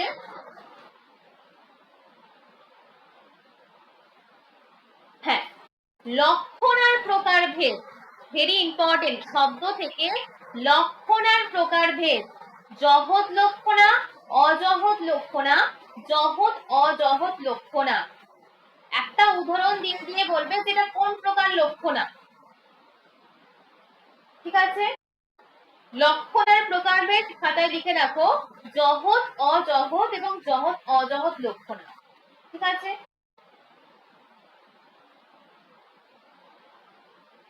যেমন জহৎ লক্ষণাটা উদাহরণ তোমাদের বলে দিই। যেমন তোমাদের দিয়েছে মঞ্চগুলো চিৎকার করছে। একটা মঞ্চ কখনো চিৎকার করতে পারে না। তাহলে এই বাক্যে কিন্তু মঞ্চ যে পদটা রয়েছে সেই মঞ্চ পদে বাচ্চার্থ যেটা রয়েছে সেটা সম্পূর্ণভাবে পরিত্যাগ করে মঞ্চ পদে লক্ষণা করে মঞ্চে যে মানুষগুলো রয়েছে সেগুলোকে বোঝাতে হবে। কিন্তু এখানে বলছে কি মঞ্চগুলো চিৎকার করছে। মঞ্চ কখনো চিৎকার করতে পারে না, মঞ্চের ওপরে যে মানুষগুলো রয়েছে তারা চিৎকার করছে। কিন্তু এটা বলছে না এখানে, কিন্তু এই জন্য জহৎ লক্ষণা হচ্ছে। অজহৎ লক্ষণা কি? যেমন তোমাদের একটা উদাহরণ দিল, এরকম টাইপেরই উদাহরণ দেয়। এর থেকে বাইরের উদাহরণ খুব কম দেখেছি যে এরকম টাইপেরই দেয় যে মঞ্চগুলো চিৎকার করছে, এটা কোন প্রকারের লক্ষণ। আরেকটা দিয়েছে তোমাদের অধিকাংশ ছত্রধারীর গমনকে উল্লেখ করবার জন্য যখন বলা হয় ছত্রিণ গচ্ছন্তি। ছত্রিণ গচ্ছন্তি এটা কি ধরনের লক্ষণা? অজহৎ লক্ষণা। লিখে রাখো, এই উদাহরণগুলো থেকে মানে দেয় বেশি। ছত্রিণ গচ্ছন্তি অজহৎ লক্ষণা। আরেকটা কি? জহৎ অজহৎ লক্ষণা। যে লক্ষণায় পদের বাচার্থ এবং সকার্থের এক অংশ পরিত্যক্ত হয় এবং একাংশ গৃহীত হয়। একটা অংশ পরিত্যক্ত করছে আর একটা অংশ গ্রহণ করছে, সেটাকে বলা হয় কি? জহৎ অজহৎ লক্ষণা। যেমন তোমাকে দিয়ে দিল যে ব্রহ্ম এবং জীবাত্মা, এই জীবাত্মা এবং পরমাত্মার মধ্যে যে অভেদ সম্বন্ধ প্রদর্শিত হচ্ছে, এটা কোন ধরনের লক্ষণা? জীবাত্মা এবং পরমাত্মা, এটা কিন্তু জহৎ এবং অজহৎ লক্ষণা। ঠিক আছে। আরেকটা শব্দ থেকে যেটা ইম্পর্টেন্ট ন্যায় দর্শনে, আকাঙ্ক্ষা যোগ্যতার সন্নিধি এবং তাৎপর্য। আকাঙ্ক্ষা কি? আমি এটা বুঝিয়ে দেবো আজকে। আকাঙ্ক্ষা কি? লেখো, আকাঙ্ক্ষা কি? আকাঙ্ক্ষা হলো একটা পদের সঙ্গে অন্য একটা পদের যখন একটা প্রয়োজন বোধ মনে হচ্ছে। যেমন ধরো, কোনো বক্তা যখন কোনো বাক্যটা ব্যবহার করছে এবং তখন সেই বাক্যের দ্বারা তিনি কোনো কিছুকে প্রকাশ করতে চাইছে, যখন বলা হয় আকাঙ্ক্ষা এরকম হবে যে যখন বলা হচ্ছে যে আনো, তাহলে আমাদের মনে তখন একটা আনো এই শব্দের একটা আকাঙ্ক্ষা যাচ্ছে যে কি আনবে, কি আনবে, কোন বস্তুটা আনবে, এটা আকাঙ্ক্ষা জন্মাচ্ছে। ঠিক আছে, এটা কিন্তু আকাঙ্ক্ষা। যোগ্যতা কি? যোগ্যতা হচ্ছে, যেমন ধরো বলেছে যে জল পান করে তৃষ্ণা দূর করো, এই বাক্যটার প্রত্যেকটা শব্দের যোগ্যতা রয়েছে। জল পান করলে কিন্তু আমাদের তৃষ্ণাটা নিবারণ করা যায়। যখন আমরা জল পান করি আমাদের তৃষ্ণাটা নিবারণ হয়। কিন্তু যদি তোমাকে বলে, এরকম একটা উদাহরণ দিয়ে দিয়েছে, আগুন পান করে তৃষ্ণা নিবারণ করো, এই বাক্যে কিন্তু কোনো অর্থ প্রকাশ করা হয় না। আগুন কখনো পান করা যায় না, তাহলে এই বাক্যটার কোনো যোগ্যতা নেই। এটাকে বলা হচ্ছে কি? যোগ্যতা। ক্লিয়ার সবার? আকাঙ্ক্ষা এবং যোগ্যতা। এরকম উদাহরণ দিয়ে তোমাকে একটা বলবে যে এটা কোনটা। ঠিক আছে, যেমন দিল যে জল পান করে, সরি, আগুন পান করে তৃষ্ণা দূর করো। আগুন পান করে তৃষ্ণা দূর করো, এটা কি? এটা কিন্তু যোগ্যতা। ঠিক আছে। তারপরে কি? সন্নিধি। যেমন ধরো, সকালে একজন বলল যে জল, সকালবেলা একজন লোক বললো যে জল, আর একদম রাত্রিবেলায় বললো যে খাবো। তাহলে এরকম ভাবে যদি উচ্চারণ করা হয় তাহলে কিন্তু কোনো শব্দদ্বয়, কোনো বাক্যার্থক সীমান্তকে উৎপন্ন করা যায় না। তুমি এরকম বলতে পারো না যে এখন আমি বলছি জল আর রাত্রিবেলা বলবো খাবো। তাহলে সন্নিধি, পাশাপাশি তোমাকে বলতে হবে, নৈকট্য থাকা দরকার, এটা সান্নিধ্য থাকা প্রয়োজন। বাক্যের অন্তর্গত যে শব্দগুলো রয়েছে সেই শব্দের সঙ্গে কিন্তু একটা নৈকট বা নিকট হতে হবে, সেটাকে পাশাপাশি থাকতে হবে। ওরকম এখন একটা উচ্চারণ করছে একটা শব্দ, রাত্রিবেলা একটা উচ্চারণ করছে, আবার সকালবেলা আরেকটা শব্দ উচ্চারণ করছি, এরকম দিয়ে কিন্তু কোনো শব্দের অন্যায় হতে পারে না। এটা দিয়ে কিন্তু তোমাদের কোশ্চেন দিতে পারে। সন্নিধি। তাৎপর্য। তাৎপর্য হচ্ছে বক্তা কি উদ্দেশ্যে সেই বাক্যটাকে বলছে, সেই জ্ঞান বাক্যটার অর্থ বুঝে নেওয়ার পক্ষে কি প্রয়োজনীয়। যেমন ধরো সৈন্ধব, এই সৈন্ধব অর্থে কিন্তু লবণ এবং ঘোড়া, ঘোড়াকে বোঝায়। এবার তুমি খেতে বসেছো, তোমার সামনে একজন ব্যক্তি, তুমি বললে যে তুমি লবণ খাবে বা সৈন্ধব খাবে, সৈন্ধব নিয়ে আসো, এরকম বললে। এবার এটা তোমার কাছে ঘোড়া নিয়ে আসছে, তখন তো সেটা হবে না, তখন তো সেই বাক্যের কিন্তু তাৎপর্যটা থাকবে না। মানে তাৎপর্য মানে কিন্তু বক্তার অভিপ্রায় যেখানে, সেই অভিপ্রায়ের দিকে লক্ষ্য রেখে সেই বাক্যার্থটা নির্ণয় করতে হবে, সেটা কিন্তু তাৎপর্য। দিয়েই দিতে পারে তোমাদের কোশ্চেন, একটা উদাহরণ দিয়ে এখান থেকে কেমন কোশ্চেন দেয়, উদাহরণ দিয়ে তোমাদের কিন্তু কোশ্চেন দেয় এই বাক্যার্থ জ্ঞানের কলম থেকে। আকাঙ্ক্ষা, যোগ্যতা, সন্নিধি এবং তাৎপর্য। ঠিক আছে। এরপরে যেটা করবে, ন্যায় মতে কারণ। কতগুলো কারণ রয়েছে? ন্যায় বৈশেষিক মতে কিন্তু 3 প্রকারের কারণ রয়েছে: সমবায় কারণ, অসমবায় কারণ এবং নিমিত্ত কারণ। এটা কিন্তু পড়তে হবে তোমাদের। আমি আর এগুলো ক্লাসে পড়িয়েছিলাম, সমবায় কারণ, অসমবায় কারণ এবং নিমিত্ত কারণ। নিমিত্ত কারণ কি? নিমিত্ত কারণ কিন্তু ঈশ্বর, ঈশ্বরের ইচ্ছা। তোমাদের কিন্তু উদাহরণ দেবে যে কোনটা নিমিত্ত কারণ। ঈশ্বরের ইচ্ছা, প্রযত্ন, অদৃষ্ট, ঠিক আছে, এগুলো কিন্তু নিমিত্ত কারণ। আর সমবায় কারণ কোনটা? সমবায় কারণ হচ্ছে মানে যাতে সমবেত হয়ে সমবায় সম্বন্ধ থেকে কার্যের উৎপত্তি হচ্ছে, সেটা কিন্তু সমবায় কারণ। যেমন আত্মা হচ্ছে জ্ঞানের সমবায় কারণ। কোশ্চেন দিতে পারে যে আত্মা জ্ঞানের কিরূপ করণ। আত্মা কিন্তু জ্ঞানের সমবায় কারণ। কেননা জ্ঞান, আমাদের জ্ঞান যে নলেজটা, আমাদের সবার মধ্যে কিন্তু নলেজটা আত্মার মধ্যে সমবায় সম্বন্ধে থেকে উৎপন্ন হয়। আর অসমবায় কারণ কি?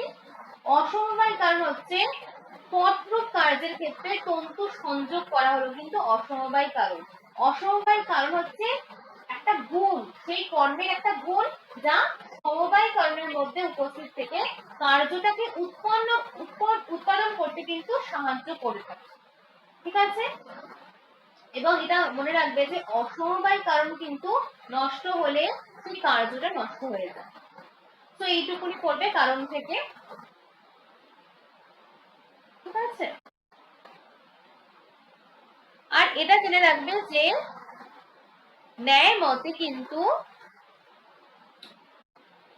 জীব আত্মাতে 14টা গুণ থাকে, 14টা গুণ থাকে, এটা জেনে রাখবে।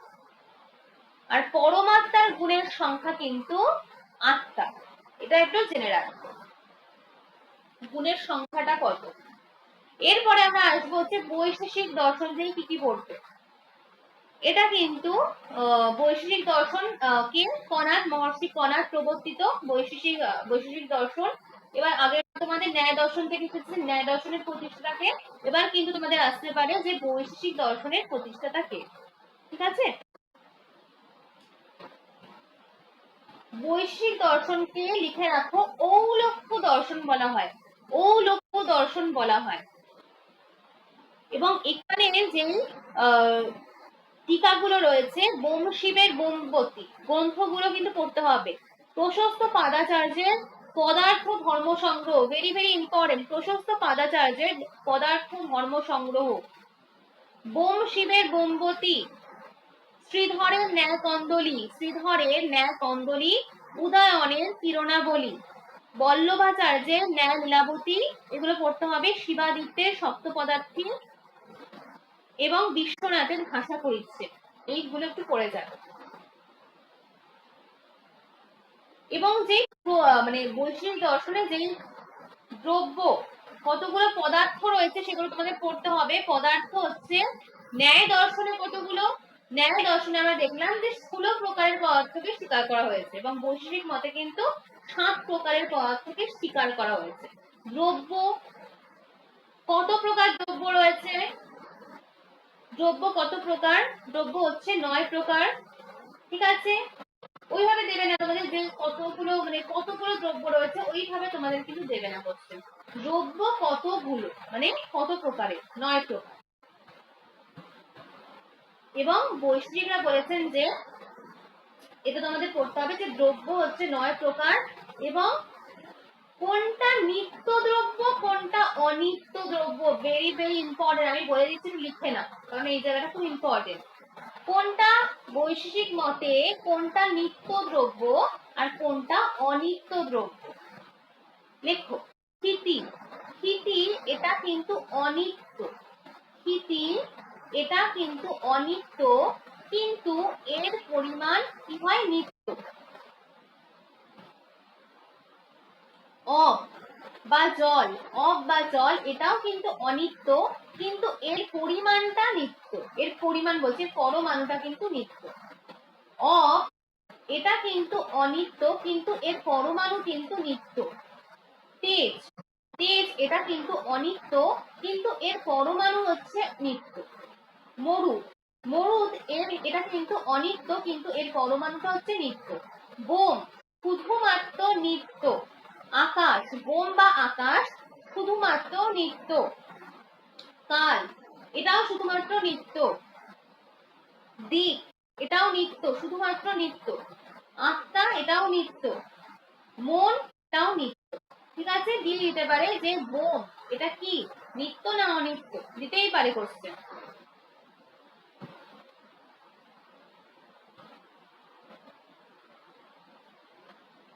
বৈশ্বিক দর্শনে কিন্তু 24 প্রকার গুণ স্বীকার করা হয়েছে।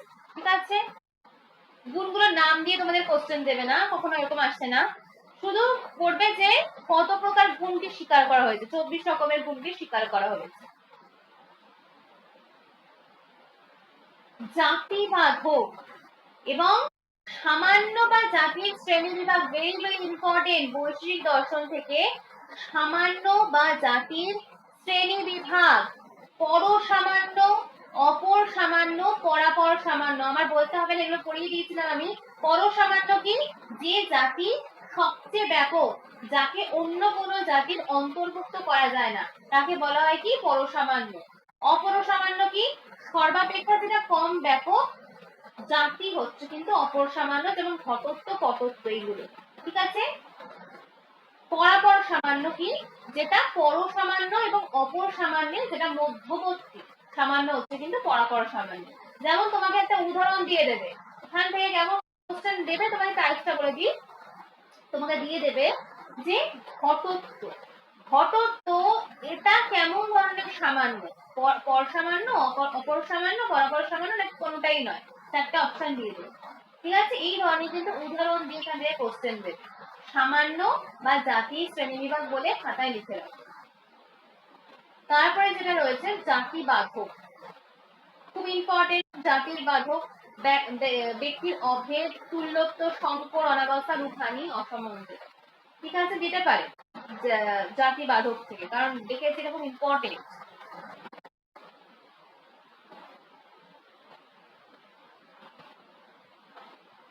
আরেকটা যেটা খুব ইম্পর্টেন্ট সেটা হচ্ছে অভাব। বৈশেষিক দর্শনে অভাব, দেখো অভাবের শ্রেণী বিভাগ, সংসর্গাভাব, অন্যোন্যাভাব, সংসর্গাভাব, অন্যোন্যাভাব। বৈশেষিক দর্শনে অভাব ভেরি মাচ ইম্পর্টেন্ট, ছাড়া যাবে না, এই পয়েন্ট ছাড়া যাবে না। সংসর্গাভাব, অন্যোন্যাভাব। সংসর্গাভাব কি, সংসর্গাভাব বলতে বোঝায় কোনো কিছুতে যখন অন্য কোনো কিছুর অভাব থাকে। যেমন দেখো, কয়ের মধ্যে খ নেই, ঘরে টেবিল নেই, এটা কিন্তু সংসর্গাভাব। এই সংসর্গাভাবকে কিন্তু আবার তিন ভাগে ভাগ করা হয়েছে, প্রাগভাব, ধ্বংসাভাব, অত্যন্ত ভাব। Very very important. প্রাগভাব কি, কোন কার্যের উৎপত্তির পূর্বে উপাদান কারণে সেই কার্যের যে অভাব, সেটা কিন্তু প্রাগভাব।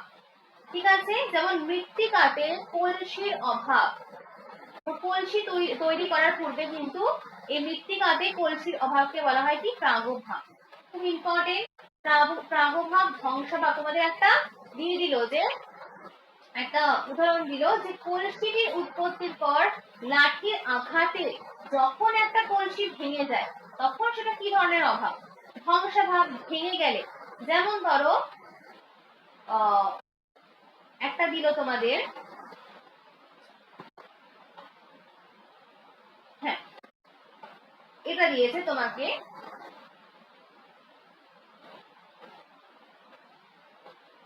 বায়ুতে রূপের অভাব। এটা কি ধরনের অভাব, বায়ুতে রূপের অভাব। একটা বস্তুতে যখন অপর একটা বস্তুর যে চিরকালীন অভাব, মানে দেখো বাঘ কখনো ঘোড়া নয়, চিরকালীন অভাব। একটা বস্তুতে আরেকটা বস্তুর সবসময়ের অভাব, চিরকালীন অভাব, সেটা কিন্তু অত্যন্ত অভাব। তোমাদের কিন্তু এখান থেকে একটা উদাহরণ তুলে দেবে যে এটা কোন ধরনের অভাব। ঠিক আছে, এবং অন্যোন্যাভাব। অন্যোন্যাভাব কি, যেমন অন্যোন্যাভাব বলতে বোঝায় একটা বস্তু আরেকটা বস্তু নয়। যেমন ক নয় খ, ঘটটা পট নয়, পটটা ঘট নয়। ঠিক আছে, এটা কিন্তু অন্যোন্যাভাব। এই অভাবগুলো থেকে তোমাদের কিন্তু কোশ্চেন দেয়। তাহলে বৈশ্বিক দর্শনে অভাব লিখে রাখো, ভেরি মাচ ইম্পর্টেন্ট। এবং বৈশ্বিক দর্শনের পরমাণুবাদটা একটু পড়বে, যে দুটো সমজাতীয় পরমাণুর মিলন হলে কি উৎপন্ন হয়। দুটো সমজাতীয় পরমাণুর মিলন হলে কিন্তু দনুক উৎপন্ন হয়, এবং তিনটে সমজাতীয় দনুকের মিলন হলে কিন্তু ক্রসরেণু উৎপন্ন হয়। এটা কিন্তু পড়ে রাখবে, ঠিক আছে? এখান থেকে এইগুলো পড়লেই হবে। এরপরে আমরা আসবো হচ্ছে সাংখ্যযোগ।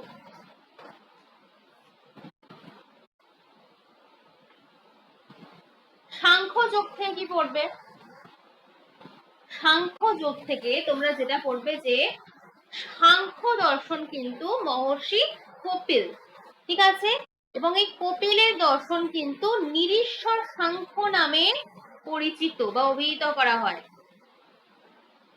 এবং তত্ত্ব কৌমুদী কার লেখা? বাচস্পতি মিশ্র, খুব ইম্পর্টেন্ট। তত্ত্ব কৌমুদী বাচস্পতি মিশ্রের। বিজ্ঞান ভিক্ষু সাংখ্য প্রবচন ভাষ্য, তোমাদের আমি এটা চার্ট করে দিয়ে দিয়েছিলাম কে কোনটা লিখেছে, ঠিক আছে? ওই চার্টটা একটু পড়বে, আমি এখন আর বলছি না কারণ অনেক টাইম লেগে যাবে এটা বলতে গেলে। কে কোন আকর গ্রন্থগুলো লিখেছিল সেটা কিন্তু একটু পড়ে যাবে, ঠিক আছে, সাংখ্য দর্শন থেকে। এরপরে আমরা যেটা আসবো সাংখ্য দর্শনের কার্যকারণ তত্ত্বকে কি বলা হয়? সাংখ্য দর্শনের কার্যকারণ তত্ত্বকে কি বলা হয়? সৎকার্যবাদ। এবং সৎকার্যবাদের সপক্ষে যে যুক্তিগুলোকে আমি পড়িয়েছিলাম, অসৎ করণাৎ, উপাদান গ্রহণাৎ, সর্বসম্ভব ভাবাৎ, সত্যস্য সত্যকরণাৎ, করণ ভাবাৎ চ সত্যকার্যম। একটা তোমাদের দিয়ে দিল এই সৎকার্যবাদের থেকে যে অসৎ করণাৎ বলতে কি বোঝানো হয়, এগুলো কিন্তু ডিটেলসে পড়তে হবে, ঠিক আছে? ছাড়া যাবে না, এখানে থেকে যে কোনো কোশ্চেন আসতে পারে, খুব ইম্পর্টেন্ট এগুলো, ঠিক আছে? আমি পড়ানোর সময় বলেছিলাম খুব ইম্পর্টেন্ট। এবং সাংখ্য প্রকৃতি তত্ত্ব, প্রকৃতির অস্তিত্বের সপক্ষে যুক্তি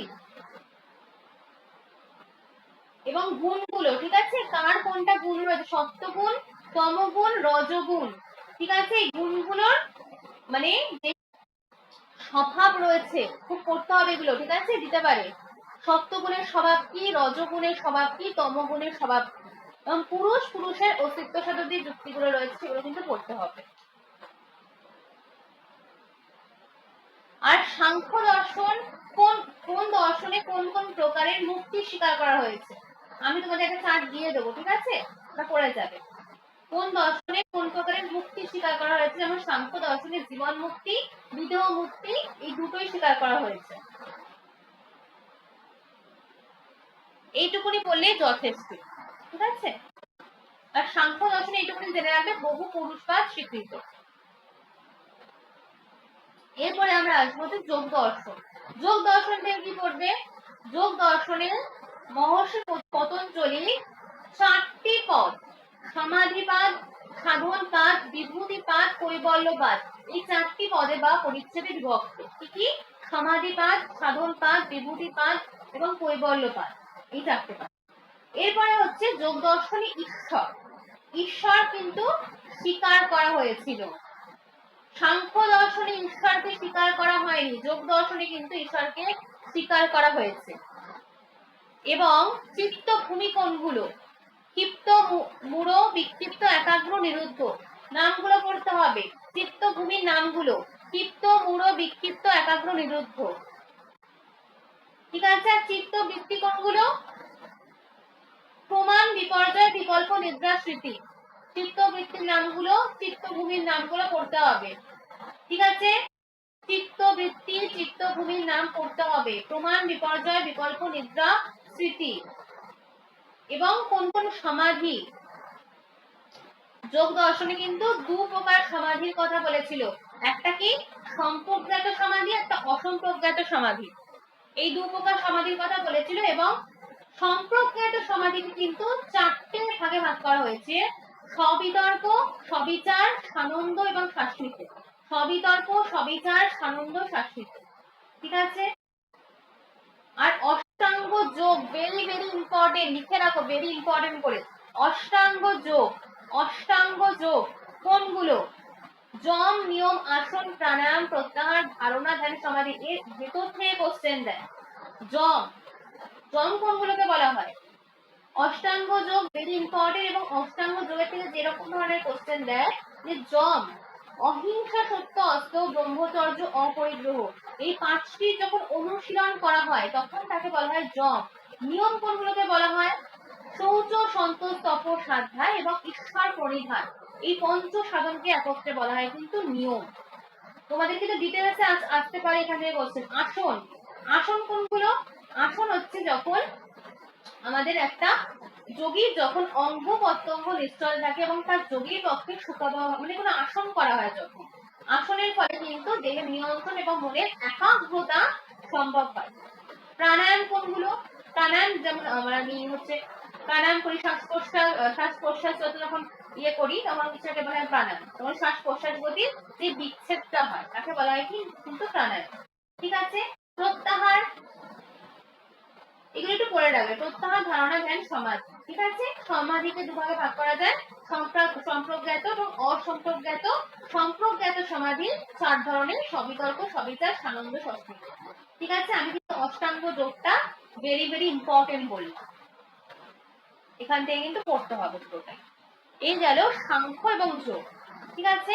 আর চিত্তবৃত্তি, চিত্তভূমি, আর এটা কি বললাম, এটা কি ক্লেশ বললাম যেন, পঞ্চক্লেশ ওটা বলেছিলাম, ওটা কিন্তু পড়বে। এরপরে আমরা আসবো হচ্ছে মীমাংসা দর্শন। মীমাংসা দর্শন থেকে আমরা কি কি পড়বো? মীমাংসা দর্শন থেকে আমরা যেটা পড়বো যে মীমাংসা দর্শনের প্রতিষ্ঠাতা, আমি তো বলেছি যে প্রতিষ্ঠাতা গুলো আগে তোমরা পড়বে। এরপরে তোমরা যেটা পড়বে এখান থেকে, মহর্ষি জৈমিনীর মতে কিন্তু 3টে প্রমাণ স্বীকার করা হয়েছে। প্রত্যেকটা দর্শনে কটা প্রমাণ স্বীকার করা হয়েছে? প্রত্যক্ষ, অনুমান, শব্দ। ঠিক আছে। এবং প্রভাকর কিন্তু এই দর্শন মানে মীমাংসা দর্শনকে আবার কিন্তু তিনটে পার্টে বিভক্ত করা হয়েছে। 3জন, আমি বলছি মানে ফার্স্ট থেকে এটা বুঝিয়ে দিই একটুখানি, নাহলে তোমরা বুঝতে পারবে না। মহর্ষি জৈমিনী রচিত কিন্তু এই মীমাংসা সূত্র হলো মীমাংসা দর্শনের মূল গ্রন্থ, এবং সবর স্বামী কিন্তু এই জৈমিনী রচিত মীমাংসা সূত্রের একজন খ্যাতনামা ভাষ্যকার। এবং সবর স্বামী লিখে রাখো, ভেরি ইম্পর্টেন্ট, সবর স্বামীর সবর ভাষ্য, সবর স্বামীর সবর ভাষ্য সবচেয়ে প্রাচীনতম। কেউ কিছু বলছো? কেউ কিছু বলছো? হ্যাঁ, যেটা বল, হ্যাঁ মানুষই বলো। এখন শোনা যাচ্ছে? আচ্ছা ঠিক আছে, মাইক্রোফোনটা অফ করে দাও। যেটা বলছিলাম যে সবর স্বামীর সবর ভাষ্য, এটা কিন্তু মীমাংসা দর্শনের সব থেকে প্রাচীনতম ভাষ্য গ্রন্থ দিতে পারে। এবং সবর স্বামীর পরবর্তীকালে কিন্তু 3জন ভাষ্যকারের নাম অনুসারে 3টে মীমাংসা সম্প্রদায় গড়ে ওঠে। 3টে মীমাংসা সম্প্রদায়। প্রভাকর সম্প্রদায়, প্রভাকর সম্প্রদায়ের প্রতিষ্ঠাতা কিন্তু প্রভাকর মিশ্র। ভাট্ট সম্প্রদায়ের প্রতিষ্ঠাতা হচ্ছে কুমারীর ভট্ট, এবং মিশ্র সম্প্রদায়ের প্রতিষ্ঠাতা কিন্তু মুরারি মিশ্র। ভেরি ভেরি ইম্পর্টেন্ট এই 3টে সম্প্রদায়। এবং প্রভাকরের মত, এই 3টে সম্প্রদায়ের মধ্যে কিন্তু প্রভাকরের মতকে বলা হয় কি? গুরু মত। কোশ্চেন দেবে, এই 3টে মতবাদের মধ্যে কিন্তু প্রভাকরের মতকে বলা হয় কি? গুরু মত। ঠিক আছে। এবং এরা লেখো যে প্রভাকরের মতে কটা প্রমাণ স্বীকৃত? প্রভাকর কিন্তু 5টা প্রমাণ স্বীকার করেছে, ভুল করবে না এটা। প্রভাকর মতে কিন্তু 5টা প্রমাণ স্বীকৃত: প্রত্যক্ষ, অনুমান, উপমান, শব্দ, অর্থাপত্তি। এবং ভাট্ট মতে কিন্তু প্রমাণ 6টি: প্রত্যক্ষ, অনুমান, উপমান, শব্দ, অর্থাপত্তি, অনুপলব্ধি। ঠিক আছে, একটু লিখে রাখো এটা। ওকে। এরপরে যেটা মানে আসতে পারে সেটা হচ্ছে কি? সিদ্ধার্থ বাক্য। কুমারী ভট্ট বাক্যের 2টো প্রকারের কথা বলেন। কি কি? শুধু এইটুকুই জেনে রাখবে, ডিটেলসে যাওয়া দরকার নেই, ডিটেলসে যাবে না। শুধু জানো যে কুমারী ভট্ট বৈদিক বাক্যের 2টো প্রকারের কথা বলে। কি? সিদ্ধার্থ বাক্য, বিধায়ক বাক্য। একটা সিদ্ধার্থ বাক্য, একটা বিধায়ক বাক্য। আরেকটা মোস্ট ইম্পর্টেন্ট এখান থেকে, অভিহিতান্বয় বাদ কি আর অন্বিত অভিধান বাদ। অভিহিতান্বয় বাদ কার? কুমারীর ভট্টের। লেখো অভিহিতান্বয়বাদ, ভেরি ভেরি ইম্পর্টেন্ট করে লিখে রাখো খাতায়, পড়তেই হবে। লেখো অভিহিতান্বয়বাদ কুমারীর ভট্টের। এটা কি বলা হয়, যখন পদগুলো, একটা পদ যখন স্বতন্ত্রভাবে পৃথক পৃথক ভাবে অর্থগুলোকে প্রকাশ করে এবং পরে বাক্যটার অন্বয় হয়। যেমন ধরো গাম আনয়, এই বাক্যে গো এবং অম আনয়, একটা কি রয়েছে গাম আনয়, এই বাক্যে গাম এবং আনয় এবং অম, সরি গো অম আনয়, এই তিনটে পদ রয়েছে। গামটাকে যদি তুমি ভাঙো, একটা গাম পদ, এই গাম পদটাকে তুমি ভাঙছো, তাহলে এখানে কটা পদ থাকলো, একটা হচ্ছে গো, একটা অম আর একটা আনয়, এই তিনটে পদ রয়েছে। তাহলে প্রথম পদের অর্থ কি গরু, এবং দ্বিতীয়টা কিন্তু কর্মত্ববোধক, অম মানে কি কর্ম করা, আর তৃতীয়টা মানে কি আনয়ন করা। তাহলে পদটার কিন্তু যখন পৃথক পৃথক অর্থকে প্রকাশ করছে সেটাকে বলা হচ্ছে কিন্তু, প্রথমে আমি কি করলাম, পৃথক পৃথক ভাবে অর্থটাকে প্রকাশ করলো, তারপরে পুরো বাক্যটার একটা অন্বয় হচ্ছে, পুরো বাক্যটা জোড়া লাগলো। তাহলে এটা কিন্তু হচ্ছে অভিহিতান্বয়বাদ, এটা কিন্তু কুমারীর ভট্টের। আরেকটা রয়েছে দেখো অন্বিত অভিধানবাদ, এটা কিন্তু প্রভাকরের। অন্বিত অভিধানবাদ কি, প্রভাকর মতে যখন বিধি বাক্যের অন্তর্গত পদের দ্বারা পদের অর্থ জ্ঞান হয়, এবং এখানে কিন্তু বাক্যের যে কার্যের নির্দেশ থাকে তার সঙ্গে অনয়ের দ্বারা পদের অর্থ নির্ধারিত হয়। যেমন গাম আনয়, এই বাক্যে কিন্তু গো শব্দ আনয়ন এই ক্রিয়ার সঙ্গে কিন্তু অন্বিত হয়ে অর্থ লাভ করে। তুমি যদি বলো শুধু গাম, কেউ কিছু বুঝতে পারছে না গাম মানে, এবার যদি তুমি বলো গাম আনয়, গাম মানে গোটাকে নিয়ে আসো, তখন কিন্তু একটা পথের অর্থবোধ হলো, মানে পুরোটা জুড়ে যে হচ্ছে। এটা কিন্তু অন্বিত অভিধানবাদ, এটা কিন্তু কে স্বীকার করেছে, প্রভাকর। লিখে রাখো, এগুলো কিন্তু খুব ইম্পর্টেন্ট। আরেকটা লেখো অর্থাবর্তী। অর্থাবর্তী প্রমাণ কে স্বীকার করেছে, অর্থাবর্তী প্রমাণ কিন্তু প্রভাকর এবং ভাট্ট, এরা দুজনেই কিন্তু অর্থাবর্তী প্রমাণকে স্বীকার করেছে। কিন্তু অনুপলব্ধি, এই অনুপলব্ধি প্রমাণকে কিন্তু প্রভাকররা স্বীকার করেননি, এটা কিন্তু ভাট্টরা স্বীকার করেছে শুধুমাত্র। এবং অর্থাবর্তীর কিন্তু দুটো বিষয় রয়েছে, একটা কি দৃষ্টার্থাবর্তী আর একটা শ্রুতার্থাবর্তী। একটু মানে পড়ে রাখবে যে দৃষ্টার্থাবর্তী কি এবং শ্রুতার্থাবর্তী কি, এটা কিন্তু একটু পড়ে রাখবে, ওকে। আর অনুপলব্ধি কিন্তু প্রভাকররা স্বীকার করেছে, প্রভাকর এবং কিন্তু বেদান্তীরা। আর প্রামাণ্যবাদ, ঠিক আছে, কে কোন প্রামাণ্যবাদী লিখে রাখো।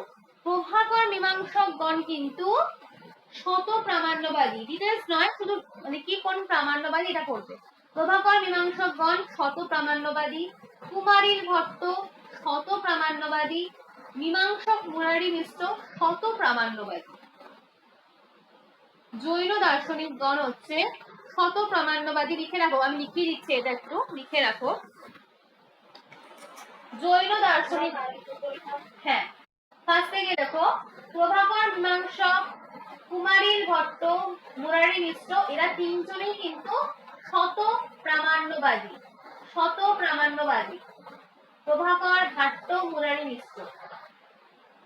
এরপরে জৈন দার্শনিকগণ, জৈন দার্শনিকগণ শত প্রামাণ্যবাদী।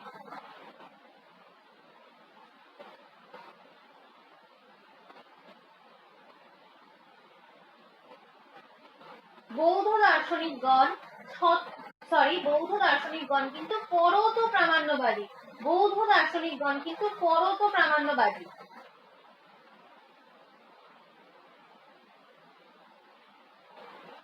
ন্যায় দার্শনিকগণ কিন্তু পরত প্রামাণ্যবাদী, কোশ্চেন দিতে পারে, ন্যায় দার্শনিকগণ কিন্তু পরত প্রামাণ্যবাদী, পরত। সাংখ্য দার্শনিকগণ কিন্তু শত প্রামাণ্যবাদী, সাংখ্য দার্শনিকগণ শত প্রামাণ্যবাদী। অদ্বৈত বেদান্তীগণ কিন্তু শত প্রামাণ্যবাদ এবং পরত প্রামাণ্যবাদ দুটোরই সমর্থক। লেখা গেছে সবার? সবাই লিখতে পেরেছো? অদ্বৈত বেদান্তিগণ কিন্তু শত এবং পরত এই দুটোরই সমর্থক। শত পরত, ঠিক আছে? এইগুলো থেকে কিন্তু কোশ্চেন দেবে যে ন্যায়রা কোন প্রামাণ্যবাদ স্বীকার করেছে, তারা কিন্তু পরত প্রামাণ্যবাদ ন্যায়রা। এরপরে আমরা চলে আসবো হচ্ছে বেদান্ত দর্শন এবং রামানুজ। বেদান্ত দর্শন এবং রামানুজে কিন্তু আমরা চলে আসলাম। এখান থেকে আমরা কি কি করবো দেখো। রামানুজের কি ভাষ্য, শ্রী ভাষ্য, রামানুজের শ্রী ভাষ্য, শঙ্করাচার্যের শারীরক ভাষ্য। আগে আমরা ভাষ্যগুলো লিখছি।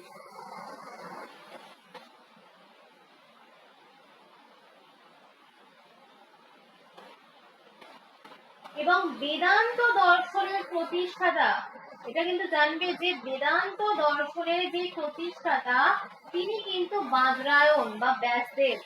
বাদরায়ণ বা ব্যাসদেব সবকটা দর্শনের প্রতিষ্ঠাতা করে যাবে, কারণ আগের বার যখন তোমাদের ন্যায় দর্শনের প্রতিষ্ঠাতা দিয়েছে, এবার তোমাদের কিন্তু এরকম ভারতীয় দর্শন থেকে প্রতিষ্ঠাতা গুলো কিন্তু কোশ্চেন দেওয়ার চান্স আছে। সবকটা একটাও কিছু থাকবে না কেউ। বাদরায়ণের ব্রহ্মসূত্রকে কিন্তু বেদান্ত সূত্র বলা হয় এবং শারীরিক সূত্র শারীরক মীমাংসা, উত্তর মীমাংসা বলা হয়। এবং ব্রহ্মসূত্র গ্রন্থের কিন্তু 4টি অধ্যায় রয়েছে, সময় অধ্যায়, সাধন অধ্যায়, অবিরোধ অধ্যায়, ফল অধ্যায়। এগুলো পড়তে হবে না, যেগুলো পড়তে হবে না কিন্তু বলে দিচ্ছি, এগুলো পড়তে হবে না। এবার বলো, এবার লেখা হচ্ছে রামানুজের, এক মিনিট, রামানুজের শ্রী ভাষ্য, শঙ্করাচার্যের শারীরক ভাষ্য এবং এটা লেখো বিজ্ঞান ভিক্ষুর বেদান্ত ভাষ্য।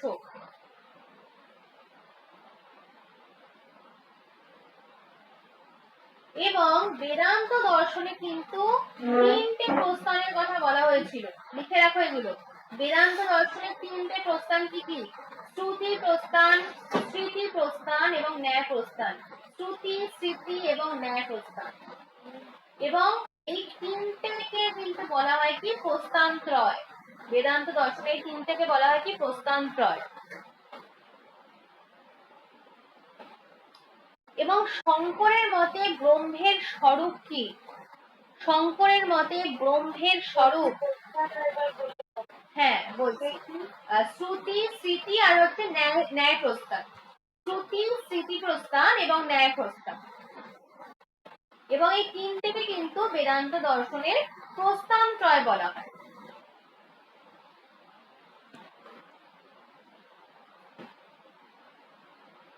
শ্রুতি, স্মৃতি এবং ন্যায় প্রস্থান। এরপরে শঙ্করের মতে ব্রহ্মের স্বরূপ কি? ঠিক আছে, এই ব্রহ্মের স্বরূপ তোমাদের আমি এটা মেটেরিয়াল দিয়েছিলাম, ওখান থেকে কিন্তু পড়বে পুরোটা ভালো করে। ব্রহ্মের স্বরূপ এবং শঙ্করের মতে সগুণ এবং নির্গুণ ব্রহ্ম, এইগুলো মানে কিছু বাদ দেওয়া যাবে না এখান থেকে। যে কোনো মানে কোশ্চেন দিতে পারে যে নির্গুণ ব্রহ্মের স্বভাব কেমন, সগুণ ব্রহ্ম কেমন, ঠিক আছে? এবং শঙ্করের মতে ব্রহ্ম এবং জগতের সম্বন্ধ এবং সত্তা ত্রৈবিধ্যবাদ, ভেরি মাচ ইম্পর্টেন্ট, লিখে রাখো, মানে একটা দিয়ে লিখে রাখো যে ভেরি মাচ ইম্পর্টেন্ট। শঙ্করের মতে সত্তা ত্রৈবিধ্যবাদ, সত্তার 3টে প্রকারভেদ রয়েছে কি? পারমার্থিক সত্তা, ব্যবহারিক সত্তা এবং প্রাতিভাষিক সত্তা। এই 3টে কিন্তু ছাড়া যাবে না। এবং এই 3টে এরকম, মানে পারমার্থিক সত্তা কাকে বলে, ব্যবহারিক সত্তা কাকে বলে, প্রাতিভাষিক সত্তা কাকে বলে, এটাও কিন্তু পড়তে হবে। ঠিক আছে, এই 3টে কাকে বলে সেটাও কিন্তু পড়তে হবে, নোটসে রয়েছে। এবং মায়ার 2টো প্রকার, আবরণ বিক্ষেপ। শঙ্করাচার্যের মায়া সম্পর্কিত মতবাদ, মায়ার বা অবিদ্যার 2টো প্রকার, একটা আবরণ, একটা বিক্ষেপ।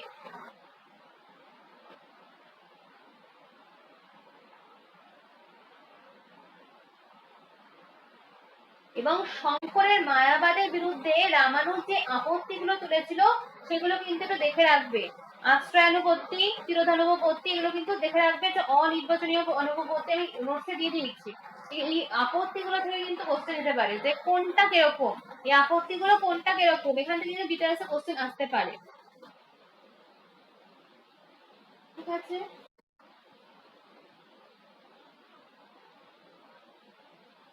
এবং অপৃথক সিদ্ধি, রামানুজের যে মতবাদ ছিল অপৃথক সিদ্ধি, সেটা কিন্তু পড়বে। ঠিক আছে,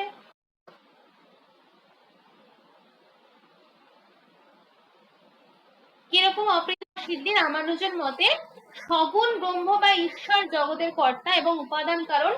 ঈশ্বরের যে চিৎ, চিৎ মানে কি? আত্মা, আমাদের যে আত্মা থাকে সেই আত্মা। এবং অচিত, অচিত মানে কি? জড়।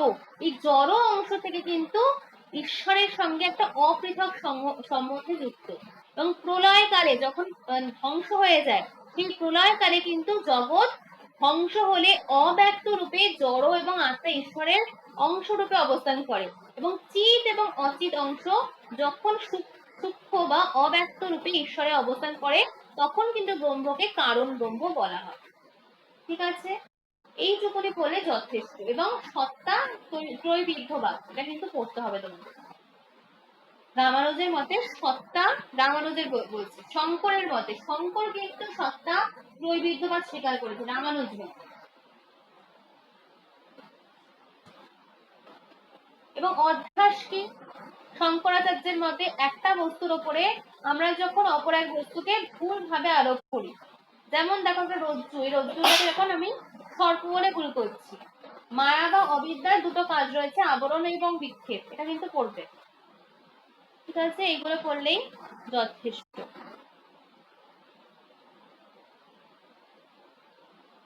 বলো, আজকে হচ্ছে তোমাদের ইন্ডিয়ান ফিলোসফিটা কমপ্লিট করে দিলাম। যেগুলো তোমাদের পড়তে হবে আর যেগুলো ডিটেলসে পড়তে হবে সেগুলো বলে দিলাম, যে কোনগুলো ডিটেলসে পড়বে আর কোনগুলো পড়তে হবে না। তো বলো, কারো কোনো কোশ্চেন রয়েছে? কোশ্চেন না, আমি রেকর্ডিং দিয়ে দেবো। ঠিক আছে, কারণ কোশ্চেন আজকে আমি করিনি, আমি রেকর্ডিং দিয়ে দেবো, রেকর্ডিং শুনে নেব। ঠিক আছে, কারো কোনো কোশ্চেন রয়েছে?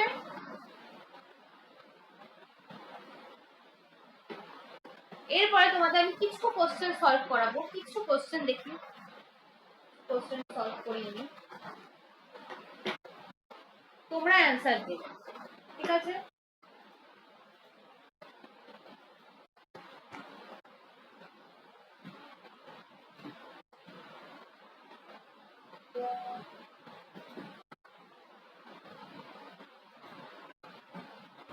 হ্যাঁ, ঋত, তোমরা বলো ঋত শব্দের অর্থ হলো কসমিক। একদম তাড়াতাড়ি বলবে। হ্যাঁ হ্যাঁ, একদম। তোমরা কিন্তু মাইক্রোফোন অন করে বলতে লাগো। ঠিক আছে, আজকে মাইক্রোফোন অন করা রয়েছে। এর পরেরটা বলো।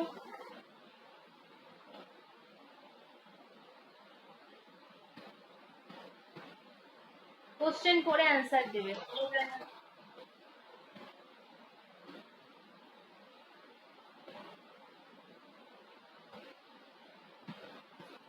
কি হবে?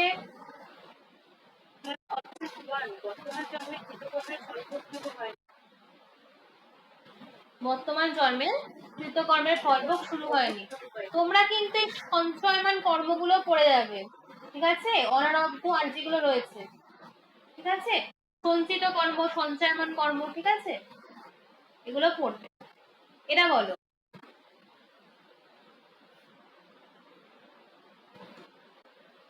কার অবস্থা?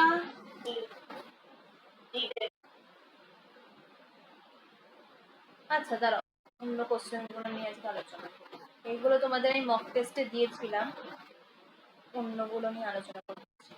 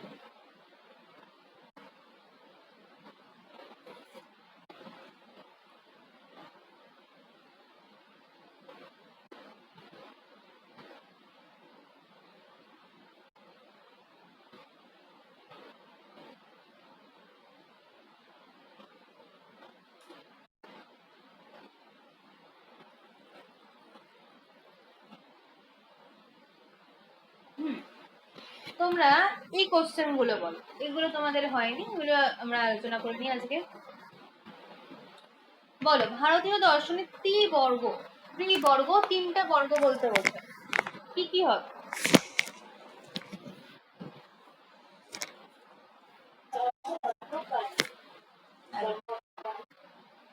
এর পরেরটা বলো।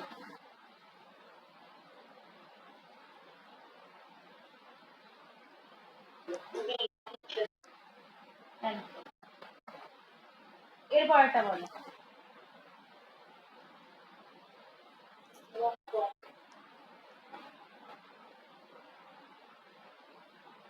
ভারতীয় দর্শনে ঋণ কয় প্রকার? ভারতীয় দর্শনে, এটা কিন্তু ভারতীয় দর্শনে বলেছে, হ্যাঁ। আর বৈদিক সাহিত্য হলো কত রকম হতো? বৈদিক সাহিত্যে 5 প্রকার। এটা বলো।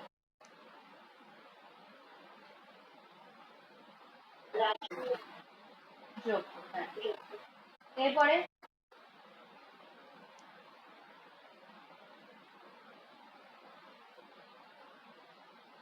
কি হবে এটা?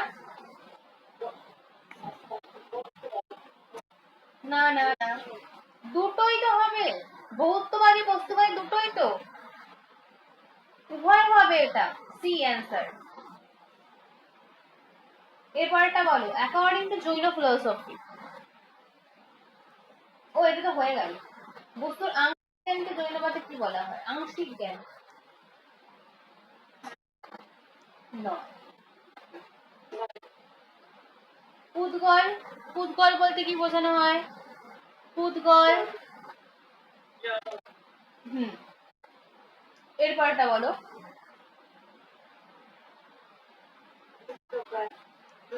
কি কি বলো? 2 প্রকার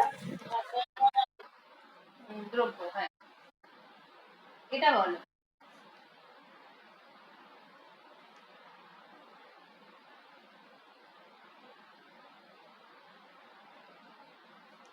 বলো, হ্যাঁ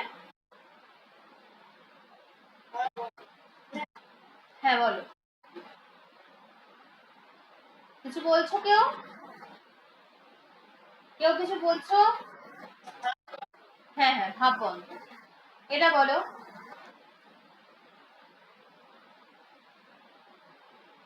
বলো এটা।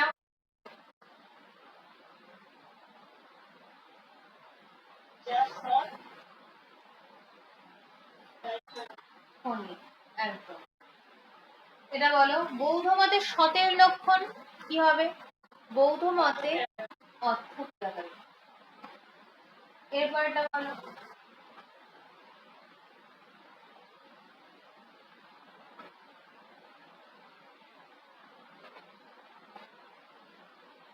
কি বলে? অনুমান ব্যক্তিবিংশ পক্ষধর্মতাকে পরামর্শ, পরামর্শ, হ্যাঁ। ন্যায় সূত্র রচনা করে কে? কে রচনা করে ন্যায় সূত্র? গৌতম। হ্যাঁ, ন্যায় দর্শনের আদি গ্রন্থের নাম কি? আদি গ্রন্থ, একদম পুরনো, হ্যাঁ। ন্যায় সূত্র, হ্যাঁ সূত্র। এরপরে বলো সন্নিকর্ষ। ন্যায় মতে সন্নিকর্ষ বলতে কি বোঝানো হয়?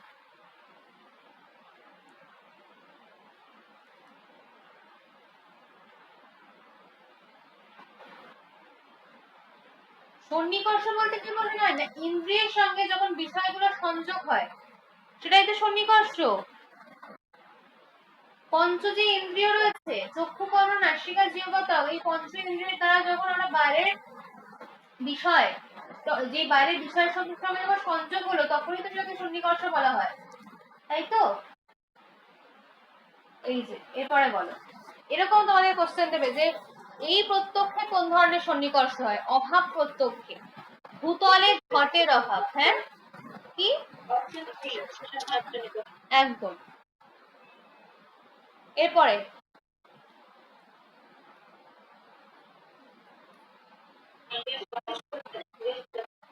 বঙ্গের সুখাধ্যায়।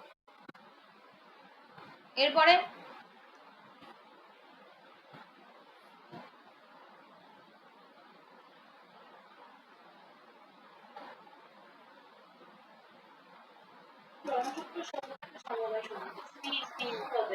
একদম। এটা বলো, কর্ণ ইন্দ্রিয়ের সঙ্গে যেমন শব্দের সন্নিকর্ষ হয়,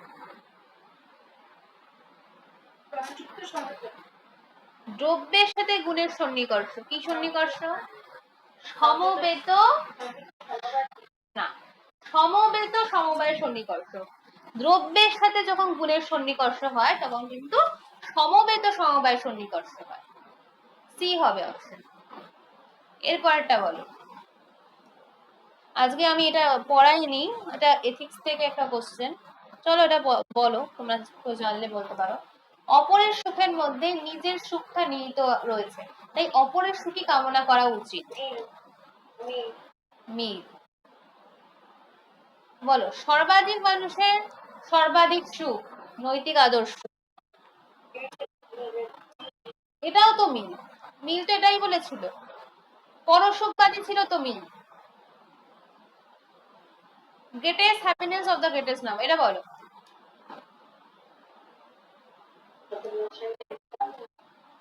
মিল, এটাও মিল।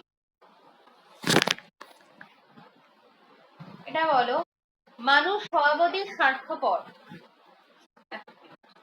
এবার বলো, মানুষ স্বভাবতই স্বার্থপর, কিন্তু 5 প্রকার নিয়ন্ত্রণের ফলে পর উপকার করতে বাধ্য। উক্তিটা কার?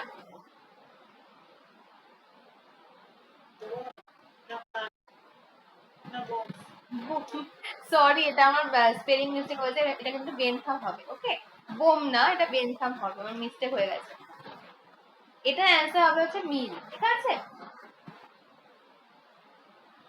মিল হবে এটা অ্যান্সার। এরপরটা বলো,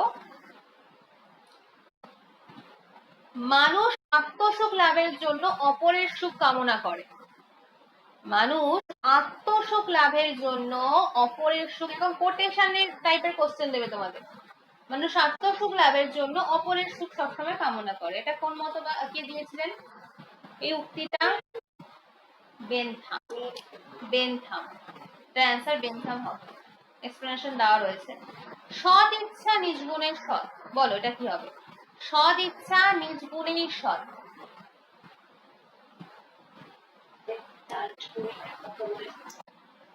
কান, কান, একদম কান। এটা বলো, নৈতিক নিয়ম পালন করাই হচ্ছে মানুষের কর্তব্য।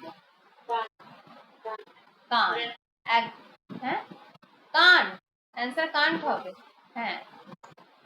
এরপরে বলো, ঈশ্বরের অস্তিত্ব প্রমাণে ডেকার্টের যুক্তি।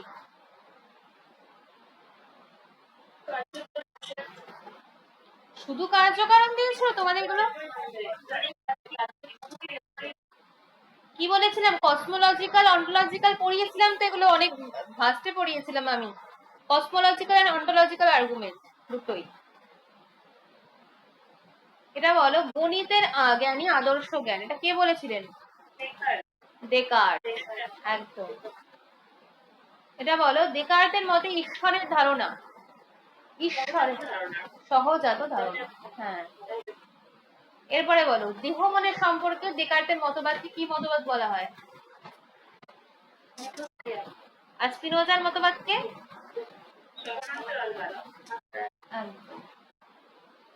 এরপরেরটা বলো,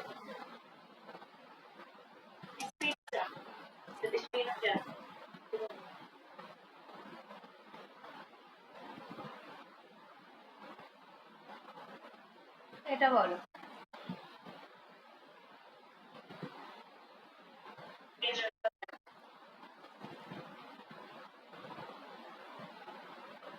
এটা বলো।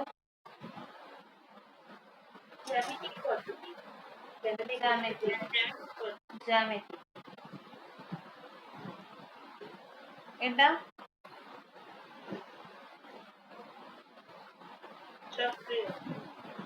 সক্রিয়। এটা বলো।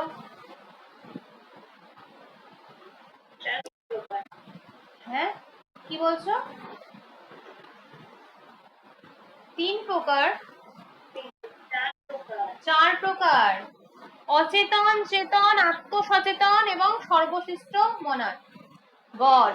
আরেকটা কোশ্চেন করাবো আজকে। এটা বলো, পর্যাপ্ত হেতু নিয়মের কথা কে বলেন? Law of sufficient reason. Principle বা ল অফ সাফিসিয়েন্ট রিজন কে বলে?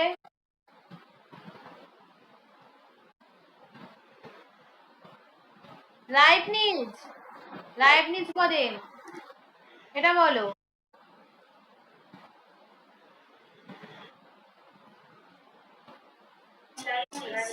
লাইবনিজ। এটা বলো। এটাই লাস্ট কোশ্চেন।